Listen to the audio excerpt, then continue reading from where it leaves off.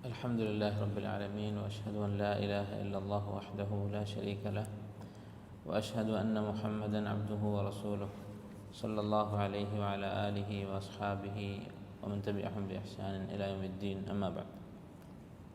സൂറത്തുൽ ഗാശിയായിരുന്നു നമ്മൾ വിശദീകരിച്ചുകൊണ്ടിരുന്നത്. ഈ സൂറത്തിൽ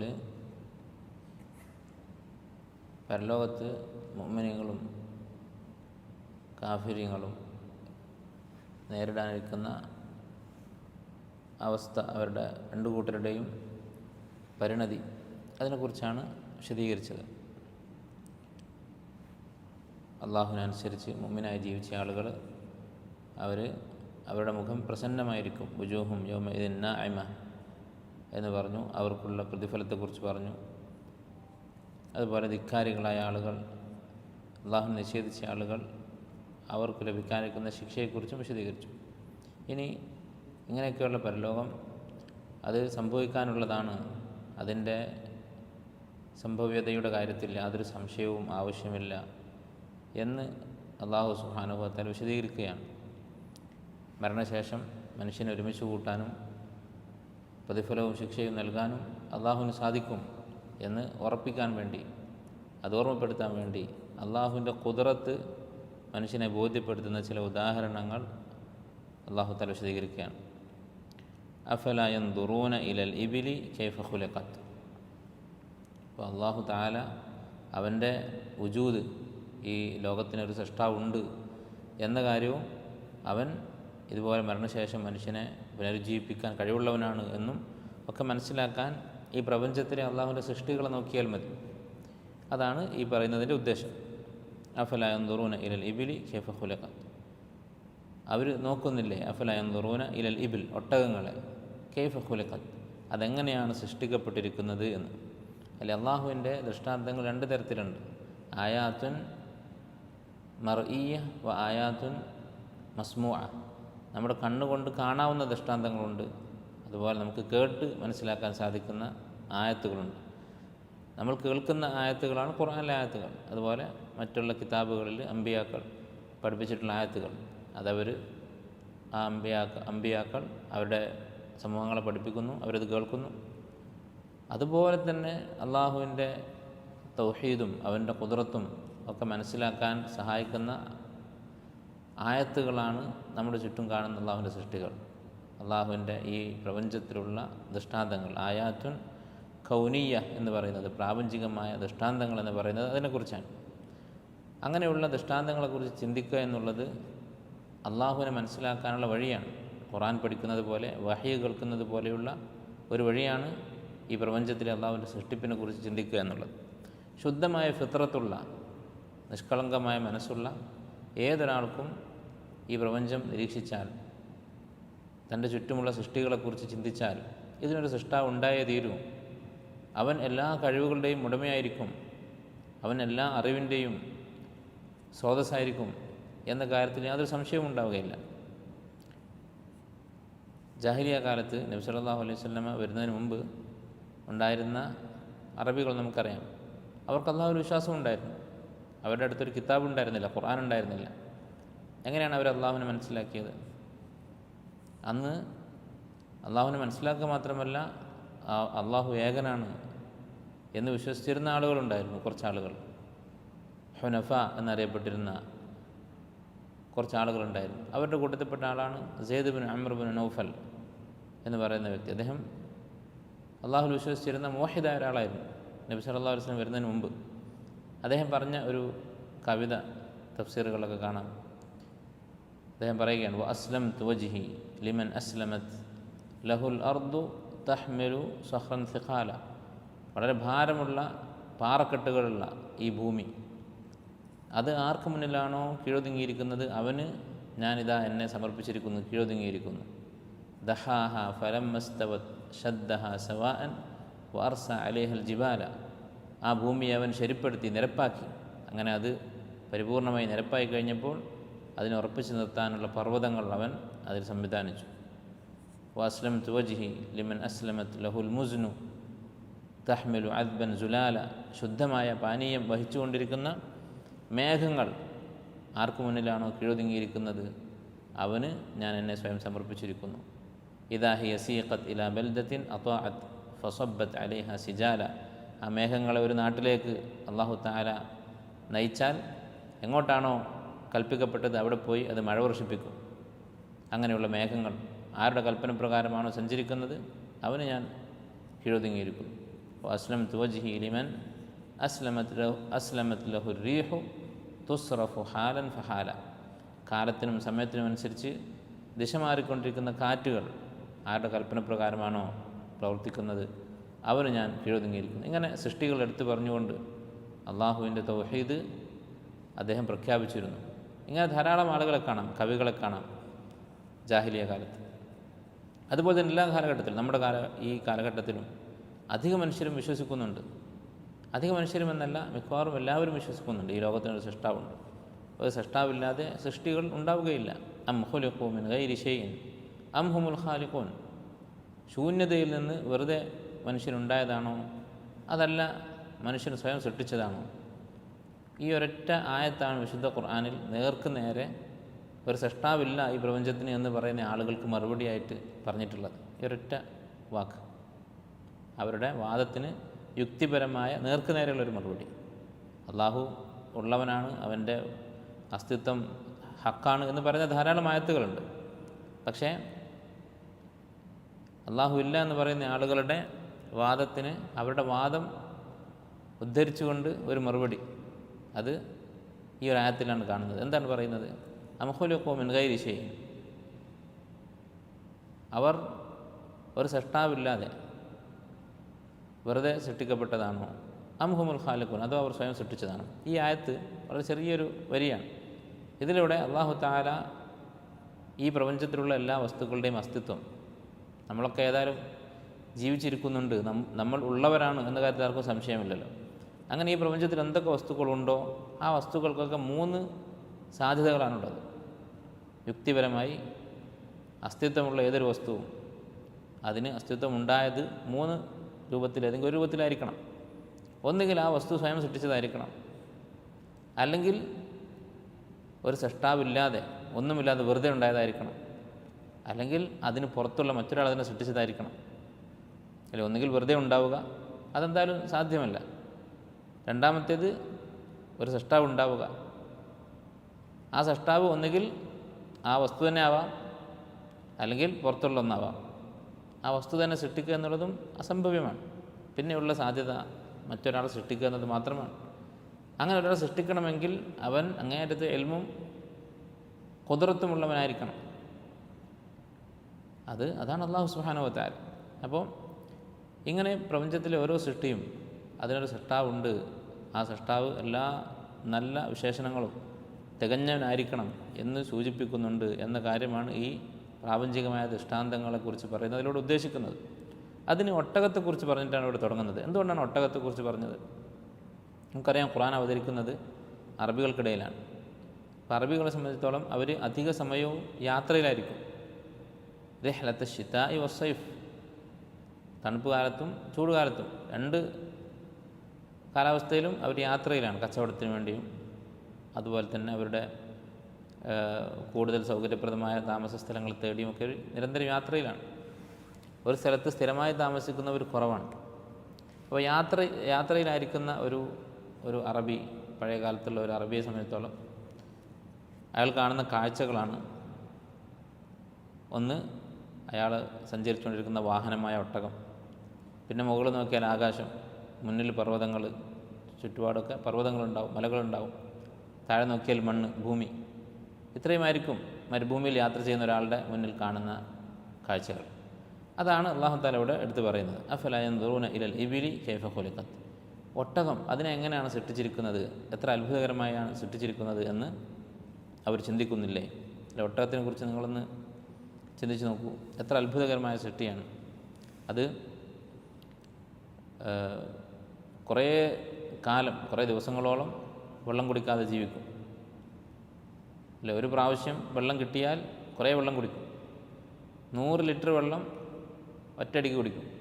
അതിന് 10 മിനിറ്റ് മതി. 100 ലിറ്റർ വെള്ളം കുടിക്കാൻ 10 മിനിറ്റ് മതി. അത് കഴിഞ്ഞാൽ പിന്നെ ഒരാഴ്ച ഭക്ഷണവും വെള്ളവും ഇല്ലാതെ ഒരാഴ്ച വളരെ സുഖമായി ജീവിക്കും, അതിൽ കൂടുതൽ ജീവിക്കും കുറച്ച് അനുകൂലമായ കാലാവസ്ഥയാണെങ്കിൽ. നല്ല ചൂടുള്ള സമയത്താണെങ്കിൽ ഒരാഴ്ച പിന്നെ വെള്ളം കുടിക്കേണ്ട ആവശ്യമില്ല. അതുപോലെ തന്നെ അതിൻ്റെ പുറത്ത് അത് കൊഴുപ്പ് ശേഖരിച്ചു വെക്കുന്നു. 10-30 കിലോ കൊഴുപ്പുണ്ടാകും. അത് പൂർണ്ണമായും തീർന്നാലേ പിന്നെ ഭക്ഷണം ആവശ്യമുള്ളൂ. അതുപോലെ തന്നെ എൻ്റെ ശരീരഘടന വളരെ ഉയരത്തിലാണ്. അതുകൊണ്ട് തന്നെ ഒരു പ്രാവശ്യം കാലെടുത്ത് വെച്ചാൽ കുറേ ദൂരം സഞ്ചരിക്കാൻ പറ്റും. അപ്പോൾ ദീർഘദൂര യാത്രക്ക് പറ്റിയ രൂപത്തിലാണ് അതിൻ്റെ കാലുള്ളത്. അതുപോലെ ഓരോ അവയവങ്ങളും മരുഭൂമിയിലെ മണൽ അതിൻ്റെ ശരീരത്തിലേക്ക് കടക്കാതിരിക്കാൻ വേണ്ടി കണ്ണും മൂക്കും ചെവിയൊക്കെ അതിൽ പ്രത്യേക സംവിധാനങ്ങളുണ്ട് സംരക്ഷണത്തിനുള്ള. നമ്മൾ മരുഭൂമിയിൽ പോയി കുറച്ച് നേരം നിന്നാൽ ഒരു കാറ്റടിച്ചാൽ, ഒരു മണൽക്കാറ്റടിച്ചാൽ നമ്മുടെ അവസ്ഥ എന്തായിരിക്കും? പക്ഷേ ഈ ഒട്ടകത്തിന് അത് പ്രശ്നമല്ല. അത് അനുകൂലമായ രൂപത്തിലാണ് അതിൻ്റെ ശരീരഘടനയുള്ളത്. ചില ഉലമാക്കൾ പറഞ്ഞത് കാണാം, കന്നുകാലികളെക്കുറിച്ച് അതിൻ്റെ പ്രയോജനങ്ങളെക്കുറിച്ച് ഖുർആനിൽ അല്ലാഹു സുബ്ഹാനഹു വ തആല പറഞ്ഞിട്ടുള്ള 4 കാര്യങ്ങളുണ്ട്. ആ 4ഉം ഏറ്റവും പൂർണ്ണമായ രീതിയിൽ, ഏറ്റവും പൂർണ്ണമായ രൂപത്തിൽ ഒത്തണങ്ങിയിട്ടുള്ള ജീവിയാണ് ഒട്ടകം. വൽ അൻആമ ഖലഖഹ, അല്ലാഹു തആല സൂറത്ത് നഹ്ലിൽ പറഞ്ഞു. അല്ലാഹുവിൻ്റെ നിഅമത്തുകളെ കുറിച്ച് പറയുന്ന സൂറത്താണ് സൂറത്ത് നഹ്ൽ. സൂറത്തു നിഅം എന്ന് ചില മുൻഗാമികൾ ആ സൂറത്തിനെ വിളിച്ചിട്ടുണ്ട്.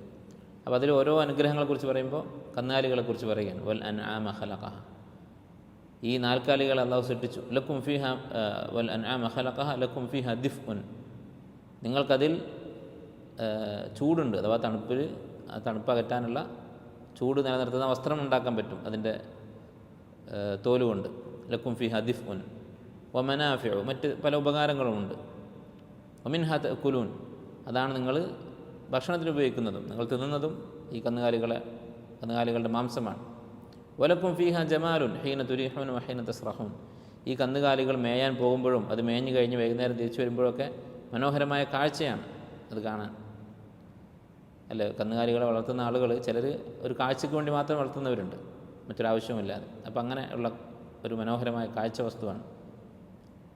വതഹ്മിലു അസ്ഖാലക്കും ഇലാ ബലദിൻ ലം തകൂനു ബാലിഗീഹി ഇല്ലാ ബിശഖ്ഖിൽ അൻഫുസ്, നിങ്ങൾക്ക് വളരെ പ്രയാസപ്പെട്ടുകൊണ്ട് മാത്രം ചെന്നെത്താൻ സാധിക്കുന്ന ദൂര നാടുകളിലേക്ക് നിങ്ങളുടെ ഭാരം വഹിച്ച് ഈ കന്നുകാലികൾ യാത്ര ചെയ്യുന്നു, എത്തിപ്പെടുന്നു.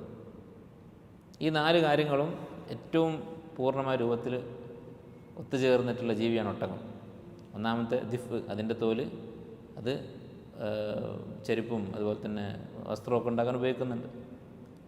ഭക്ഷണത്തിന് ഒട്ടകമാംസം, ഒട്ടകത്തിൻ്റെ പാല് കുടിക്കാൻ ഉപയോഗിക്കുന്നു. അത് വളരെ ഭംഗിയുള്ള മൃഗമാണ്, അല്ലേ? അറബികളുടെ ഏറ്റവും വിലപിടിപ്പുള്ള മൃഗമാണ് ഒട്ടകം എന്ന് പറയുന്നത്. ഇന്നും ഏറ്റവും വില കൂടിയ മൃഗങ്ങളിലൊന്നാണ്. ഒരൊട്ടകത്തിൻ്റെ വില എത്രയാണെന്ന് നിങ്ങളൊന്ന് അന്വേഷിച്ച് നോക്കാം. കോടികൾ വിലയുണ്ടാവും ഒട്ടകത്തിന്, നല്ല ഗുണമുള്ള ഒട്ടകത്തിന്. അപ്പോൾ അതുപോലെ ഭാരം വഹിക്കുന്നത്, എത്ര ഭാരം വഹിക്കുന്നു? 400 കിലോ ഒരു ഒട്ടകം എടുക്കും, 400 കിലോ ഭാരം. ഇതെല്ലാം കൂടി ഒത്തണമെങ്കിൽ ഒരു മൃഗം വേറെ ഉണ്ടോ എന്ന് ആലോചിച്ച് നോക്കും. ഇപ്പോൾ ആന കുറേ ഭാരം എടുക്കും, പക്ഷേ ഭക്ഷണത്തിന് പറ്റില്ല, തിന്നാൻ പറ്റില്ല. അതുപോലെ തന്നെ മറ്റുള്ള മൃഗങ്ങളൊക്കെ അതിന് എന്തെങ്കിലും കുറവുണ്ടാവും. ഇതിൽ 2-3 കാര്യങ്ങളൊക്കെ ഉണ്ടാവും, പക്ഷേ 4 കൂടി ഉണ്ടാവില്ല. അത് ഒട്ടകത്തിൻ്റെ പ്രത്യേകതയാണ്. ഇങ്ങനെയൊക്കെ ആയിരിക്കെ മറ്റൊരു അത്ഭുതം കൂടിയുണ്ട്. അതെന്താണ്? കന്നുകാലികളെക്കുറിച്ച് അല്ലാഹു തആല സൂറത്ത് യാസീനിൽ പറഞ്ഞു, അവൽ മിറു അന്നാ ഖലഖ്നാ ലഹും മിമ്മ അമിലത് ഐദീന അൻആമൻ ഫഹും ലഹാ മാലികൂൻ, നമ്മുടെ കൈകൊണ്ട് അവർക്ക് കന്നുകാലികളെ നാം സൃഷ്ടിച്ചു നൽകിയത് അവർ കാണുന്നില്ലേ? വദല്ലൽനാഹാ ലഹും ഫമിൻഹാ റകൂബുഹും വമിൻഹാ യഅകുലൂൻ വലഹും ഫീഹാ മനാഫിഉ വമശാരിബു അഫലാ യശ്കുറൂൻ. ഇങ്ങനെ നമ്മുടെ കൈകൊണ്ട് സൃഷ്ടിച്ച് കന്നുകാലികളെ മനുഷ്യന് കൊടുത്തു. വദല്ലൽനാഹാ ലഹും, എന്നിട്ട് അതിനെ അവർക്ക് കീഴ്പ്പെടുത്തി കൊടുത്തു. അപ്പോൾ ഈ കന്നുകാലികൾ വലിയ ശരീരമുള്ളവരാണ്, വലിയ ശക്തിയുള്ളതാണ് മനുഷ്യനേക്കാൾ. അതുകൊണ്ടാണ് ഇത്ര ഭാരം വഹിച്ച് ദൂര ദിക്കുകളിലൊക്കെ എത്തിച്ചേരാൻ സാധിക്കുന്നത്. പക്ഷേ മനുഷ്യന് കീഴൊതുങ്ങിയാണ് നിൽക്കുന്നത്. ദുർബലനായ മനുഷ്യൻ അതിൻ്റെ പുറത്ത് കയറിയിരിക്കുന്നു, യാത്ര ചെയ്യുന്നു, വേണ്ട രീതിയിൽ തനിക്ക് വേണ്ട രൂപത്തിൽ അതിനെ നിയന്ത്രിക്കുന്നു. ഇക്കാര്യത്തിലും ഒട്ടകം ഒരു മാതൃകയാണ് എന്നാണ് പറയുന്നത്. ഏറ്റവും ദുർബലനായ ഒരാൾക്ക്, ഒരു ചെറിയ കുട്ടികൾക്ക് വരെ ഒട്ടകത്തിനെ നിയന്ത്രിക്കാൻ പറ്റും, അതിൻ്റെ പുറത്ത് കയറുന്ന അതിനെ കൊണ്ടു നടക്കാൻ പറ്റും എന്നാണ്. അപ്പോൾ അത്ഭുതകരമായ സൃഷ്ടിപ്പാണ് ഒട്ടകത്തിൻ്റേത്. അതിൻ്റെ ഓരോ ശരീരഭാഗങ്ങളും അത് വളരെ അത്ഭുതകരമായ രീതിയിലാണ് സൃഷ്ടിച്ചിരിക്കുന്നത്. അടുത്തതായി അല്ലാഹു തആല പറയുന്നത് വഇല സമാഇ കൈഫ റുഫിഅത്, ഒരു സംഭവം ഈ ആയത്തിൻ്റെ തഫ്സീറിൽ ഒട്ടകത്തെക്കുറിച്ച് വിശദീകരിക്കുമ്പോൾ റാസി, അദ്ദേഹം തഫ്സീർ അറിയപ്പെട്ട മുഫസ്സിറാണ്. അദ്ദേഹത്തിൻ്റെ തഫ്സീറിൽ ധാരാളം പ്രശ്നങ്ങളുണ്ട്. അത് സാധാരണ ഒരാൾക്ക് വായിക്കാൻ പറ്റിയ തഫ്സീറല്ല. പക്ഷേ ഈ ആയത്തിൻ്റെ തഫ്സീറിൽ അദ്ദേഹം പറഞ്ഞ കാര്യം മറ്റുള്ള ഉലമാക്കൾ എടുത്തു പറഞ്ഞത് കാണാം. അദ്ദേഹം ഒരിക്കൽ യാത്രയിൽ വഴിതെറ്റി ഒരു സംഘം ആളുകൾ. അങ്ങനെ അവർക്ക് വഴി മനസ്സിലാകുന്നില്ല. അവസാനം അവരെന്ത് ചെയ്തു, അവരുടെ കൂടെയുള്ള ഒരൊട്ടകത്തെ അതിൻ്റെ പുറത്തുനിന്ന് ആളൊക്കെ ഇറങ്ങിയിട്ട് അതിനെ അയച്ചു വിട്ടു. അതിന് മുന്നിൽ ആളില്ലാതെ വിട്ടു. ആ ഒട്ടകം അവരെ കൊണ്ട് യഥാർത്ഥ ശരിയായ വഴിയിലേക്ക് പോയി കാണിച്ചു കൊടുത്തു. മുമ്പൊരിക്കലും അവർ പോയിട്ടില്ലാത്ത സ്ഥലമാണ്, അതുകൊണ്ടാണ് അവർക്ക് വഴി മനസ്സിലാവാതായത്. പക്ഷേ ഈ ഒട്ടകം ആ ഒരൊറ്റ തവണ പോയതുകൊണ്ട് എവിടെ നിന്നാണ് വഴി തെറ്റിപ്പോയിട്ടുള്ളത് എന്ന് ഈ ഒട്ടകത്തിന് മനസ്സിലായി. അത് വളരെ അത്ഭുതകരമായൊരു സംഭവമായി അദ്ദേഹം ഉദ്ധരിച്ചത് കാണാം. അത് പ്രധാനപ്പെട്ടൊരു റൂട്ടുണ്ടാവും, ആ റൂട്ടിൽ നിന്ന് തെറ്റിയിട്ടുണ്ട് എന്ന് ഈ ഒട്ടകത്തിന് മനസ്സിലായി. അതവിടെ കൊണ്ടുപോയി അവരെ എത്തിച്ചു. വൈല സമാഇ കൈഫ റുഫിഅത്, ആകാശത്തെ എങ്ങനെയാണ് സൃഷ്ടിച്ചിരിക്കുന്നത്, അതിനെങ്ങനെയാണ് ഉയർത്തിയിരിക്കുന്നത്. അപ്പോൾ അടുത്തതായി അള്ളാഹു എടുത്തു പറയുന്ന സൃഷ്ടിയാണ് ആകാശം. അല്ലെ, ആകാശം എന്ന് പറയുന്നത് ഒരു അത്ഭുതകരമായ സൃഷ്ടിയായി ഖുർആനിൽ പല സ്ഥലത്തും എടുത്തു പറഞ്ഞിട്ടുള്ളതാണ്. ഇന്ന് നമ്മൾ പഠിക്കുന്ന സയൻസിൽ നമ്മൾ കാണുന്ന ഈ ആകാശം അത് ഒരു തോന്നൽ മാത്രമാണ്. ഇങ്ങനെ ഒരു നീല ആകാശം നമ്മുടെ മുകളിലില്ല. പക്ഷേ ഖുർആൻ അല്ലാഹു തആല ഖണ്ഡിതമായി പറഞ്ഞിട്ടുള്ള കാര്യമാണ്, ഹദീസുകളിൽ യാതൊരു സംശയമില്ലാത്ത കാര്യമാണ്. വജഅൽനാ ഫൗഖക്കും സബ്അൻ ശിദാദ, വളരെ ഉറപ്പുള്ള 7 ആകാശങ്ങൾ നിങ്ങൾക്ക് മുകൾ സൃഷ്ടിച്ചിരിക്കുന്നു എന്ന്. അതുപോലെ തന്നെ ആകാശത്തെക്കുറിച്ച് ധാരാളം ആയത്തുകൾ കാണാം. അഫലം യറൗ ഇല സ്സമാഇ ഫൗഖഹും കൈഫ ബനൈനാഹ വസയ്യനാഹ വമാ ലഹാ മിൻ ഫുറൂജ്, അവർക്ക് മുകളിലുള്ള ആകാശം കാണുന്നില്ലേ? കൈഫ ബനൈനാഹ, നമ്മളതിനെ എങ്ങനെയാണ് സൃഷ്ടിച്ചിരിക്കുന്നത്. വസയ്യനാഹ, അതിനെ അലങ്കരിച്ചിരിക്കുന്നു. വമാ ലഹാ മിൻ ഫുറൂജ്, അതിൽ വിടവുകളില്ല. അങ്ങനെ ധാരാളം ആയത്തുകൾ ആകാശത്തെക്കുറിച്ച് ഖുർആനിൽ കാണാം. വജഅൽന സ്സമാഅ സഖ്ഫൻ മഹ്ഫൂള, ആകാശത്തെ ഒരു സുരക്ഷിതമായ മേൽക്കൂരയാക്കിയിരിക്കുന്നു. വഹും അൻ ആയാതിഹ മുഅ്രിദൂൻ, പക്ഷേ മനുഷ്യർ അതിനെക്കുറിച്ച് അശ്രദ്ധയിലാണ് എന്നൊക്കെ. അപ്പോൾ ആകാശത്തിൻ്റെ ഉയരം അതാണ് പ്രത്യേകം എടുത്തു പറഞ്ഞിരിക്കുന്നത്. ഇപ്പോൾ മനുഷ്യന് എത്ര മുകളിലേക്ക് പോയാലും, ശൂന്യാകാശത്തേക്ക് പോകുന്നു, അതുപോലെ തന്നെ ചന്ദ്രനിലേക്ക് പോയിട്ടുണ്ടെങ്കിൽ എവിടെ പോയിട്ടും ഈ ആകാശം മനുഷ്യന് ആകാശത്തെത്താൻ സാധിക്കുന്നില്ല. അപ്പോൾ നമ്മൾ ഇങ്ങനെ ഒരു സൃഷ്ടി ഉണ്ട് എന്ന് ഉറച്ചു വിശ്വസിക്കുന്നു. മനുഷ്യനാകട്ടെ ഇതെന്താണ് എന്ന് മനസ്സിലായിട്ടോ അങ്ങോട്ട് എത്താനോ സാധിച്ചിട്ടില്ല. അതിതിൻ്റെ ഉയർച്ച എത്ര ഉയരത്തിലാണ് അതുള്ളത് എന്ന് ബോധ്യപ്പെടുത്തുന്ന കാര്യമാണ്. വ ഇലൽ ജിബാലി കൈഫ നുസിബത്ത്, അതുപോലെ പർവ്വതങ്ങളെ എങ്ങനെയാണ് ഉറപ്പിച്ച് നിർത്തിയിരിക്കുന്നത്, അതിനെങ്ങനെ കുത്തനെ നിർത്തിയിരിക്കുന്നത്. നസബ എന്ന് പറഞ്ഞാൽ നാട്ടി നിർത്തുക എന്നാണ് അർത്ഥം. അപ്പോൾ എങ്ങനെയാണ് പർവ്വതങ്ങളെ അള്ളാഹു സുബ്ഹാനഹു വ തആല സംവിധാനിച്ചിരിക്കുന്നത്. അത് മുമ്പ് സൂറത്തുൻ നബയിൻ്റെ തഫ്സീർ നമ്മൾ പറഞ്ഞതാണ്. പർവ്വതങ്ങളെക്കുറിച്ച് അള്ളാഹുവിൻ്റെ അത്ഭുതകരമായ സൃഷ്ടിയാണ്. ഈ ഭൂമി ഇളകിപ്പോകാതിരിക്കാൻ വേണ്ടി അള്ളാഹു സംവിധാനിച്ചതാണ് പർവ്വതങ്ങൾ. അല്ല, ഇന്ന് മനുഷ്യൻ കണ്ടുപിടിച്ചിട്ടുണ്ട് പർവ്വതത്തിൻ്റെ ഈ സ്വഭാവം. അഥവാ ഒരാണി പോലെയാണ്, മുകളിൽ കാണുന്ന ഭാഗത്തേക്കാൾ കൂടുതൽ ഭൂമിക്ക് താഴേക്കുണ്ട്. ഒരാണി അങ്ങനെയല്ല, ആണിയുടെ എത്ര ഭാഗമാണ് നമ്മൾ പുറത്ത് കാണുക, അതിനേക്കാളും വലുതായിരിക്കും അതിൻ്റെ വാല് താഴേക്ക് നിൽക്കുന്നത്. അതുപോലെയാണ് പർവ്വതങ്ങളെന്നാണ്. അതിൻ്റെ പുറത്ത് കാണുന്ന, ഈ ഭൂമുഖത്ത് കാണുന്ന ആ വലിയ ഘടന, അതിനേക്കാൾ താഴേക്ക് അതിൻ്റെ വേരുണ്ട് എന്നാണ് പറയുന്നത്. അപ്പോൾ നിരവധി ആയത്തുകൾ അല്ലാഹു തആല പറഞ്ഞിട്ടുള്ളതാണ്. വജഅൽന ഫിൽ അർദി റവാസിയ അൻ തമീദ ബിഹിം, മനുഷ്യൻ സുരക്ഷിതരായിരിക്കാൻ വേണ്ടി, ഭൂമി ഇളകാതിരിക്കാൻ വേണ്ടി സംവിധാനിച്ചതാണ്, ആണികളാക്കി മാറ്റിയതാണ് പർവ്വതങ്ങളെ എന്നത്. അപ്പോൾ ഇങ്ങനെയുള്ള ഈ കണ്ടുപിടുത്തങ്ങളൊക്കെ ഖുർആൻ്റെ തഫ്സീറിൻ്റെ കൂട്ടത്തിൽ പറയാൻ പാടുണ്ടോ? ഇപ്പോൾ ഒട്ടകത്തെക്കുറിച്ച് നമ്മൾ പറഞ്ഞു, അതുപോലെ തന്നെ പർവ്വതങ്ങൾ ആണിയാക്കിയതിനെക്കുറിച്ച്. ഇതൊക്കെ ഖുർആൻ്റെ ആയത്തുകൾ വിശദീകരിക്കുമ്പോൾ പറയാവുന്ന കാര്യങ്ങളാണോ? അതുപോലെ ഇനി വരാൻ പോകുന്ന ആയത്ത് വ ഇലൽ അർദി കൈഫ സുതിഹത്, ഭൂമി അവർ നോക്കുന്നില്ലേ അതെങ്ങനെയാണ് പരത്തിയിരിക്കുന്നത്. സതഹ എന്ന് പറഞ്ഞാൽ, സത്ഹ് എന്ന് പറഞ്ഞാൽ എന്താണ്, ഒരു വിശാലമായ തുറസായ സമനിരപ്പായ സ്ഥലം, അതാണ് സത്ഹ് എന്ന് പറയുന്നത്. അതാ ഉയർച്ചയും താഴ്ചയും ഇല്ലാത്ത നേരെ നിൽക്കുന്ന സ്ഥലം, പ്ലെയിൻ ആയിട്ടുള്ളൊരു സ്ഥലം. അപ്പോൾ ഭൂമിയെക്കുറിച്ച് നിങ്ങൾക്കറിയാം, ഭൂമിയുടെ ഷേപ്പ് എന്താണ്, ഗ്ലോബാണ്. ഇന്ന് കാണുന്ന മനുഷ്യൻ കണ്ടെത്തിയിട്ടുള്ളത് ഗോളാകൃതിയിലാണ് ഭൂമിയുള്ളത്. ഇപ്പോൾ ഈ ആയത്തിൽ പറഞ്ഞതിൻ്റെ അടിസ്ഥാനത്തിൽ ഭൂമി പരന്നതാണ് എന്ന് പറഞ്ഞിട്ടുള്ള ആളുകളുണ്ട്, പണ്ഡിതന്മാരുണ്ട് മുൻകാലങ്ങളിൽ. ചില ആളുകൾ ഖുർആനിലെ തന്നെ മറ്റ് ആയത്തുകൾ വ്യാഖ്യാനിച്ചുകൊണ്ട് ഭൂമി ഇന്ന് നമ്മൾ വിശ്വസിക്കുന്നത് പോലെ ഗോളാകൃതിയിലാണ് എന്നും പറഞ്ഞതായി കാണാൻ സാധിക്കും. അപ്പോൾ ഈ വക കാര്യങ്ങളിലൊക്കെ ശാസ്ത്രം ഒരു തെളിവായി സ്വീകരിക്കാൻ പറ്റുമോ? ഒന്നാമത്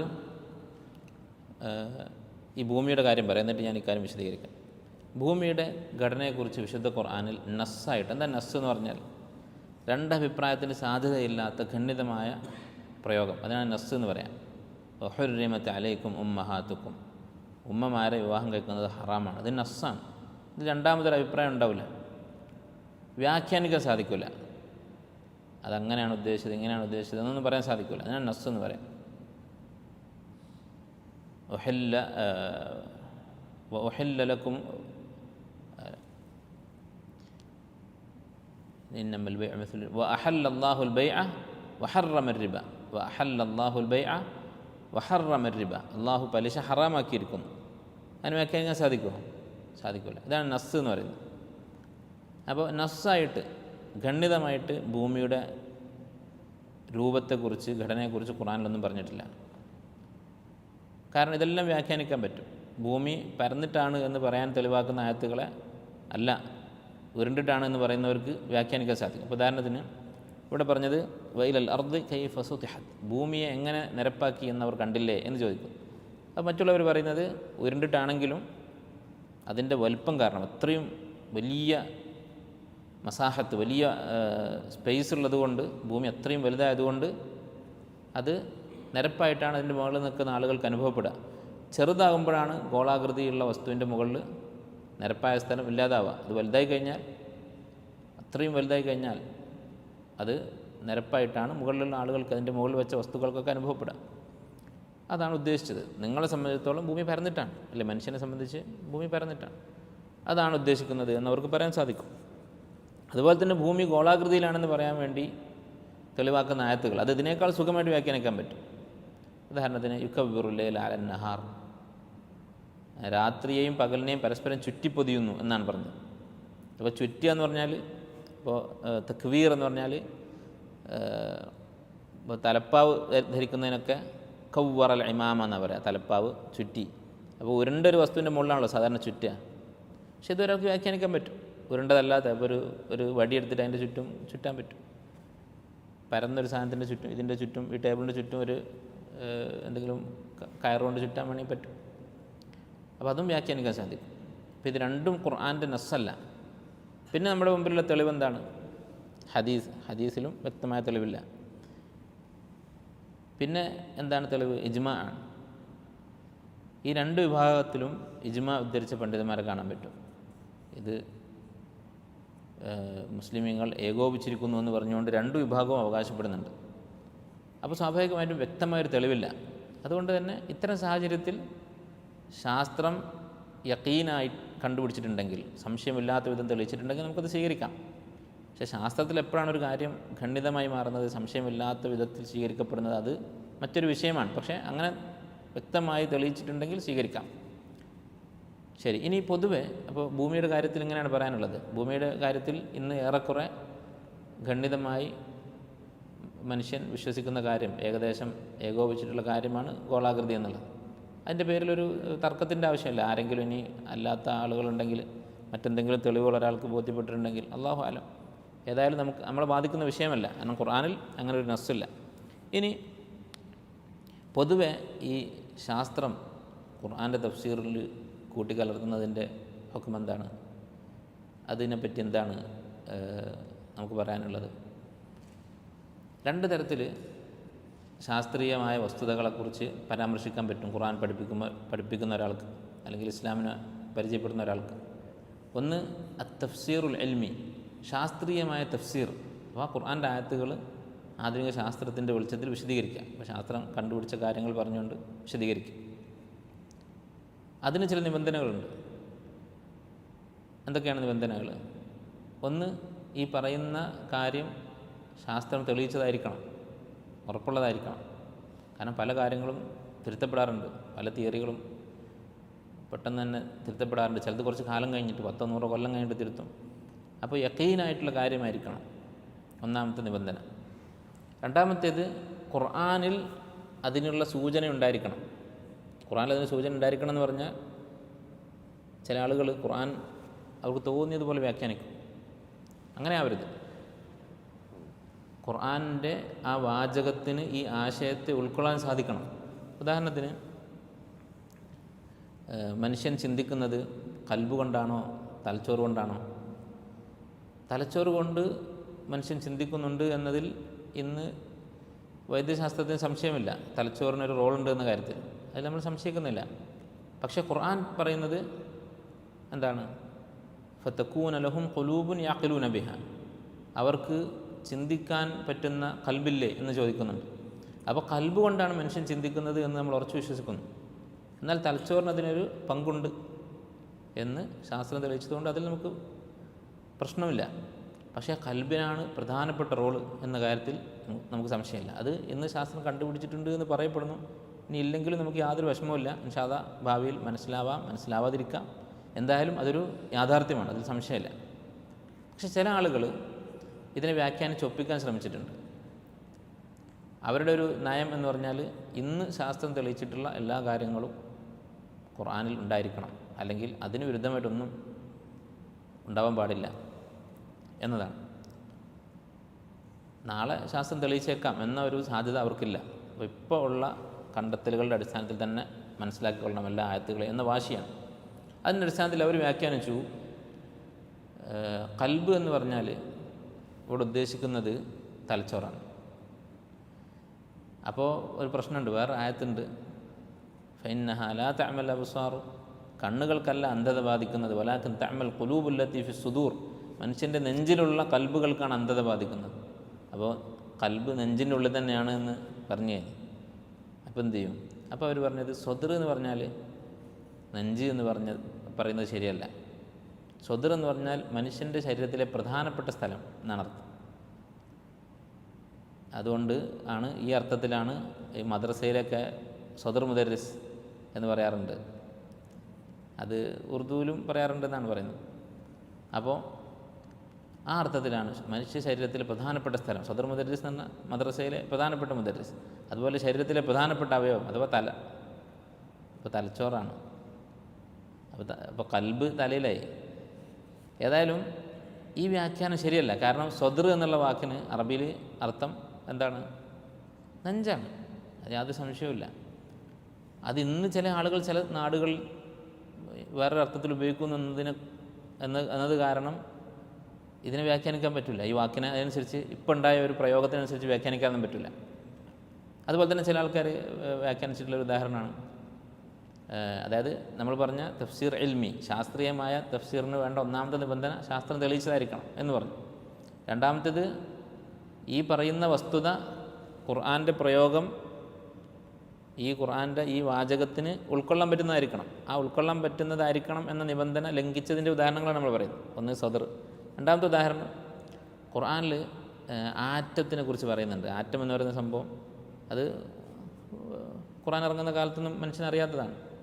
ഇന്നത്തെ പോലെ ആറ്റത്തിനെ കുറിച്ചുള്ള ധാരണയൊന്നുമില്ല. അപ്പോൾ അത് ഖുർആനിലുണ്ട്. എവിടെയാണുള്ളത്? സൂറത്ത് ജൽസലയിൽ ഫമൻ യഅമൽ മിസ്ഖാല ദർറത്തിൻ ഖൈറൻ യറ. ദർറത്ത് എന്ന് പറഞ്ഞാൽ ആറ്റം. അറബിയിൽ ഇപ്പം സയൻസിൻ്റെ ബുക്കിലൊക്കെ, ശാസ്ത്ര പുസ്തകങ്ങളിൽ, സ്കൂളിലൊക്കെ ടെക്സ്റ്റ് ബുക്കിലൊക്കെ ദർറത്ത് എന്നാണ് പറയാം ആറ്റത്തിന്. അപ്പോൾ ഒരു ആറ്റത്തിൻ്റെ അത്ര നന്മ ചെയ്താൽ അത് കാണും, തിന്മ ചെയ്താൽ അതും കാണും. എനിക്ക് തോന്നുന്നു ചില മലയാളം പരിഭാഷകളിലൊക്കെ ദർറത്ത് എന്നുള്ളതിൻ്റെ അർത്ഥം അണു എന്നാണ്. ഇനി മലയാളത്തിൽ അണു എന്നുള്ള വാക്കിന് വേറെ എന്തെങ്കിലും അർത്ഥമുണ്ടോ എന്ന് എനിക്കറിയില്ല. ആറ്റം എന്ന അർത്ഥത്തിലാണെങ്കിൽ അത് വലിയ അബദ്ധമാണ്. കാരണം ഖുർആൻ ഇറങ്ങുന്ന സമയത്ത് അങ്ങനെ ഒരു സംഭവമില്ല. അറബിയിൽ ദർറത്തിന് ആറ്റം എന്നുള്ള അർത്ഥമില്ല. ആറ്റം കണ്ടുപിടിച്ചപ്പോൾ അതിനൊരു അറബി വാക്ക് വേണം. അപ്പോൾ അറബിയിൽ ചെറിയൊരു സാധനത്തിന് പറയുന്നൊരു പേര് എടുത്ത് ഉപയോഗിച്ചതാണ്. ദറത്ത് എന്ന് പറഞ്ഞാൽ ചെറിയ ഉറുമ്പ്, ഏറ്റവും ചെറിയ ഉറുമ്പ്, അതിനാണ് ദറത്ത് എന്ന് പറയുക. ഒരു പക്ഷേ ഈ കണ്ടുപിടുത്തം വന്നപ്പോൾ അറബിയിൽ പരമാവധി ചെറിയ വസ്തു എന്നുള്ള നിലക്ക് ഉപയോഗിക്കുന്ന വാക്കിനെ എടുത്ത് ഉപയോഗിച്ചതായിരിക്കാം.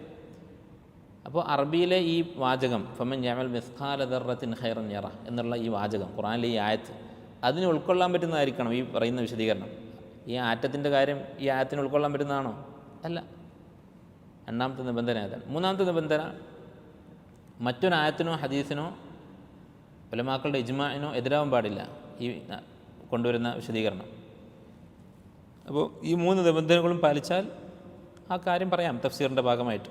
ഉദാഹരണത്തിന് ഒട്ടകത്തെക്കുറിച്ച് പറയുമ്പോൾ ഒട്ടകത്തിൽ ഇങ്ങനെയൊക്കെ ഉണ്ട് എന്ന് പറയുന്നു, അത് ശാസ്ത്രം ഈ അടുത്ത് കണ്ടുപിടിച്ചതായിരിക്കും, അല്ലെങ്കിൽ പിന്നെ ഈ വൈദ്യശാസ്ത്രം അടുത്ത കാലത്ത് കണ്ടുപിടിച്ചതായിരിക്കും അതിൻ്റെ ശരീരഘടനയെക്കുറിച്ച്. അത് നമുക്ക് പറയാം. അതാണ് ഈ പറഞ്ഞ തഫ്സീർ ഇൽമി എന്ന് പറയുന്നത്. ഈ 3 നിബന്ധനകൾ പാലിച്ചാൽ അത് ചെയ്യാം. പക്ഷേ ഒരു കാര്യം പ്രത്യേകം സൂക്ഷിക്കണം, ഈ ആയത്തിൻ്റെ അടിസ്ഥാനപരമായ അർത്ഥം അതിനെ മറപ്പിക്കുന്ന തരത്തിലാവരുത്, അല്ലെങ്കിൽ അതിനെ നിഷേധിക്കുന്ന തരത്തിലാവരുത്. ഉദാഹരണത്തിന് ഇപ്പോൾ സൂറത്ത് ദാരിയാത്തിൽ അല്ലാഹു തആല പറഞ്ഞു വസ്സമാഅ ബനൈനാഹ ബിഐദിൻ വഇന്നാ ലമൂസിഊൻ, ആകാശത്തെ നാം സൃഷ്ടിച്ചിരിക്കുന്നു. എന്തുകൊണ്ട്? ബിഐദിൻ എന്ന് പറഞ്ഞാൽ അവിടെ കൈ എന്നല്ല അർത്ഥം. അതിന് കാരണമുണ്ട്, ഭാഷാപരമായിട്ടൊക്കെ അവിടെ കാരണമുണ്ട്. ഐദിൻ എന്നുള്ള വാക്കിന് ശക്തി എന്നുള്ള അർത്ഥമുണ്ട്, യദ് എന്നുള്ളതിനല്ല. ഐദിൻ എന്നുള്ളത് ആദ യഈദു ഐദ് എന്നുള്ള വാക്കാണ്. അപ്പോൾ നമ്മുടെ ഖുവ്വത്ത് കൊണ്ട് ആകാശത്തെ നാം സൃഷ്ടിച്ചിരിക്കുന്നു. വഇന്നാ ലമൂസിഊൻ, നാം അതിനെ വലുതാക്കുന്നതാണ്, വിശാലമാക്കുന്നവനാണ് എന്നാണ് നേർക്കുനേരെ ഉള്ള അർത്ഥം. മലയാള പരിഭാഷയിലൊക്കെ ഇതായിരിക്കും, വിശാലമാക്കുക എന്നായിരിക്കും. ശരി. അപ്പോൾ ഈ ആയത്തിൻ്റെ തഫ്സീറായിക്കൊണ്ട് ഇന്ന് സാധാരണ പറയാറുള്ളൊരു കണ്ടുപിടുത്തം, പുതിയൊരു കണ്ടുപിടുത്തമാണ്, ഈ ലോകം വികസിച്ചു കൊണ്ടിരിക്കുന്നുണ്ട് എന്ന് കണ്ടെത്തിയിട്ടുണ്ട്. അപ്പോൾ അതാണ് ഈ ആയത്തിൽ പറയുന്നത് എന്നാണ് ചില ആളുകൾ പറയുന്നത്. അങ്ങനെ പറയാം, പക്ഷേ ഈ ആയത്തിൻ്റെ തഫ്സീർ 2 കാര്യങ്ങളാണ്. അത് മുൻഗാമികൾ പറഞ്ഞിട്ടുള്ള വ്യാഖ്യാനം 2 കാര്യങ്ങളാണ്. ഒന്ന്, ആകാശത്തെ അല്ലാഹു തആല വളരെയധികം വിശാലമായിട്ടാണ് സൃഷ്ടിച്ചിരിക്കുന്നത്. വഇന്നാ ലമൂസിഊൻ, നാം ആകാശത്തെ വിശാലമാക്കുന്നവനാണെന്ന് പറഞ്ഞാൽ സൃഷ്ടിച്ച അന്ന് ആകാശത്തെ വിശാലമാക്കിയിട്ടുണ്ട്. രണ്ടാമത്തെ വ്യാഖ്യാനം വഇന്നാ ലമൂസിഊൻ എന്ന് പറഞ്ഞാൽ അറബിയിൽ ഉസ്ഉ എന്നുള്ള വാക്ക് ഖുവ്വത്ത് എന്നുള്ള അർത്ഥത്തിൽ ഉപയോഗിക്കും.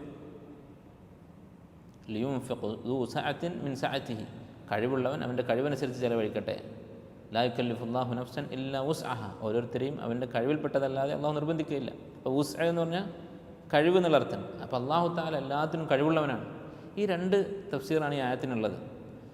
അപ്പോൾ ഈ പുതിയ കണ്ടുപിടുത്തം വന്നതിന് ശേഷം ഈ 2 തഫ്സീറും ആളുകൾക്ക് അറിയേയില്ല, അധികം ആളുകൾക്ക്. അങ്ങനെ ആവരുത്. സലഫുകൾ പറഞ്ഞ തഫ്സീറിനാണ് 1ാം സ്ഥാനം.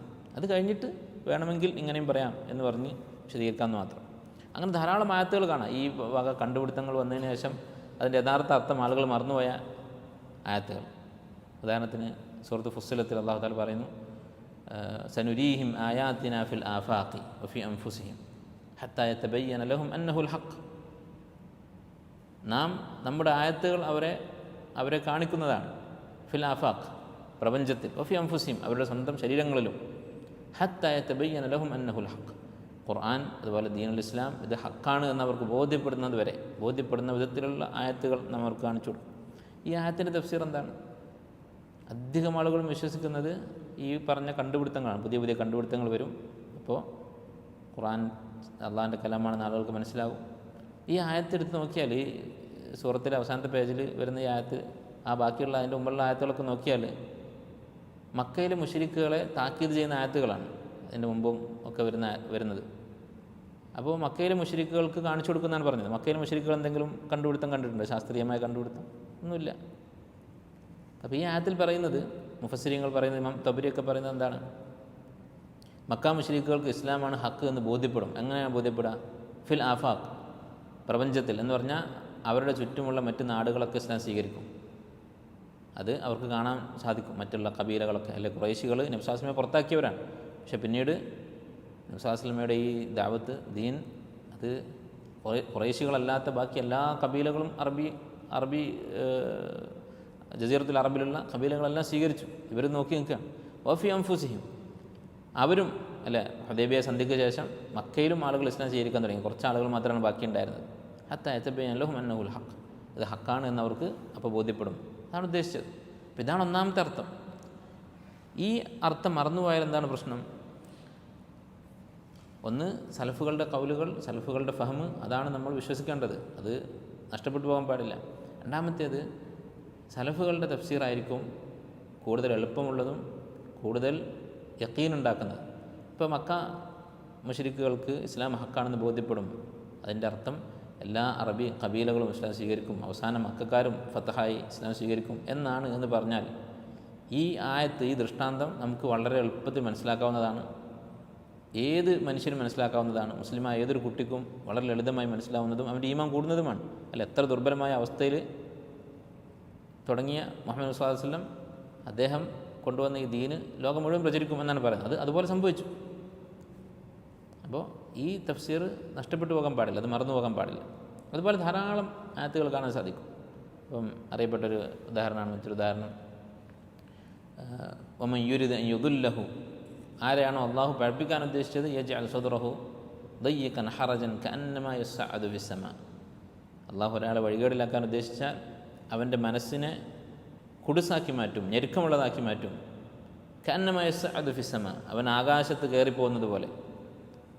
ഇതിൻ്റെ തഫ്സീർ എന്താണ് ഇന്ന് ചോദിച്ചാൽ അധികം ആൾക്കാർക്കും പറയാനുണ്ടാവുക, മുകളിലേക്ക് പോകുമ്പോൾ പ്രഷറിൽ വ്യത്യാസം വരും, അപ്പോൾ ശ്വാസം തടസ്സം ഉണ്ടാവും. അതുപോലെ ആയിരിക്കും ഒരു കാഫിറിൻ്റെ മനസ്സ്. അവന് ഹക്ക് കണ്ടാൽ അവൻ്റെ മനസ്സിലേക്ക് അത് കയറില്ല, ഞെരുക്കമുണ്ടാവും. ഈ ഹക്കിൻ്റെ മുന്നിൽ അവൻ്റെ മനസ്സ് ഞെരുങ്ങിയതായിരിക്കും. ഈ ആയത്തിൻ്റെ തഫ്സീർ മുൻഗാമികളൊക്കെ പറഞ്ഞിട്ടുള്ളത് ആകാശത്തേക്ക് മനുഷ്യന് കയറി പോകാൻ സാധിക്കില്ലല്ലോ. അതുപോലെ തന്നെ അള്ളാഹു തആല മുദ്ര വെച്ച മനസ്സുകൾ, അവരുടെ നിരന്തരമായ നിഷേധം കാരണം അള്ളാഹു ചില ആളുകളെ എഴുതിത്തള്ളും. അങ്ങനെയുള്ള ആളുകൾ അവർ ഒരിക്കലും മുസ്ലിം ആവുകയില്ല, വിശ്വാസിയാവുകയില്ല. ഇതാണ് ഉദ്ദേശിച്ചത്. ഇതാണ് അതിൻ്റെ യഥാർത്ഥ തഫ്സീർ. ഈ മുകളിലേക്ക് പോകുന്നതും പിന്നെ മനുഷ്യൻ സ്പേസിലേക്ക് പോകുന്നതൊക്കെ അടുത്ത കാലത്തുണ്ടായ സംഭവങ്ങളാണ്. അപ്പോൾ ഈ ആയത്തിൻ്റെ യഥാർത്ഥ തഫ്സീർ എന്താണ്? ആകാശത്തേക്ക് മനുഷ്യന് പോകാൻ സാധിക്കുകയില്ല എന്നതുപോലെ ഒരു മുഅരിളായിട്ടുള്ള, അള്ളാഹുവിൻ്റെ ദീൻ എത്ര തെളിവ് കിട്ടിയാലും വിശ്വസിക്കാതെ തിരിഞ്ഞു പോകുന്ന ആളുകൾ, അവർക്ക് അള്ളാഹു തആല പിന്നീട് ഹിദായത്ത് നൽകുകയില്ല എന്നാണ് ആയത്തിൻ്റെ തഫ്സീർ. അപ്പോൾ ഈ ഉദാഹരണങ്ങൾ എന്താണ് പറയാനുള്ള കാരണം? യഥാർത്ഥ തഫ്സീർ, സലഫുകളുടെ തഫ്സീർ, അതുപോലെ നേർക്ക് നേരെയുള്ള ആയത്തിൻ്റെ അർത്ഥം, അത് മറന്നുകൊണ്ടാവരുത് ഈ കണ്ടുപിടുത്തങ്ങളെക്കുറിച്ച് പറയുന്നത്. അപ്പോൾ ഈ 3 നിബന്ധനകൾ നമ്മൾ പറഞ്ഞു. ഒന്ന്, നമ്മൾ പറയുന്ന ഈ ശാസ്ത്രീയമായ കണ്ടുപിടുത്തം തെളിയിക്കപ്പെട്ടതായിരിക്കണം, അത് മാറുന്നതാവരുത്.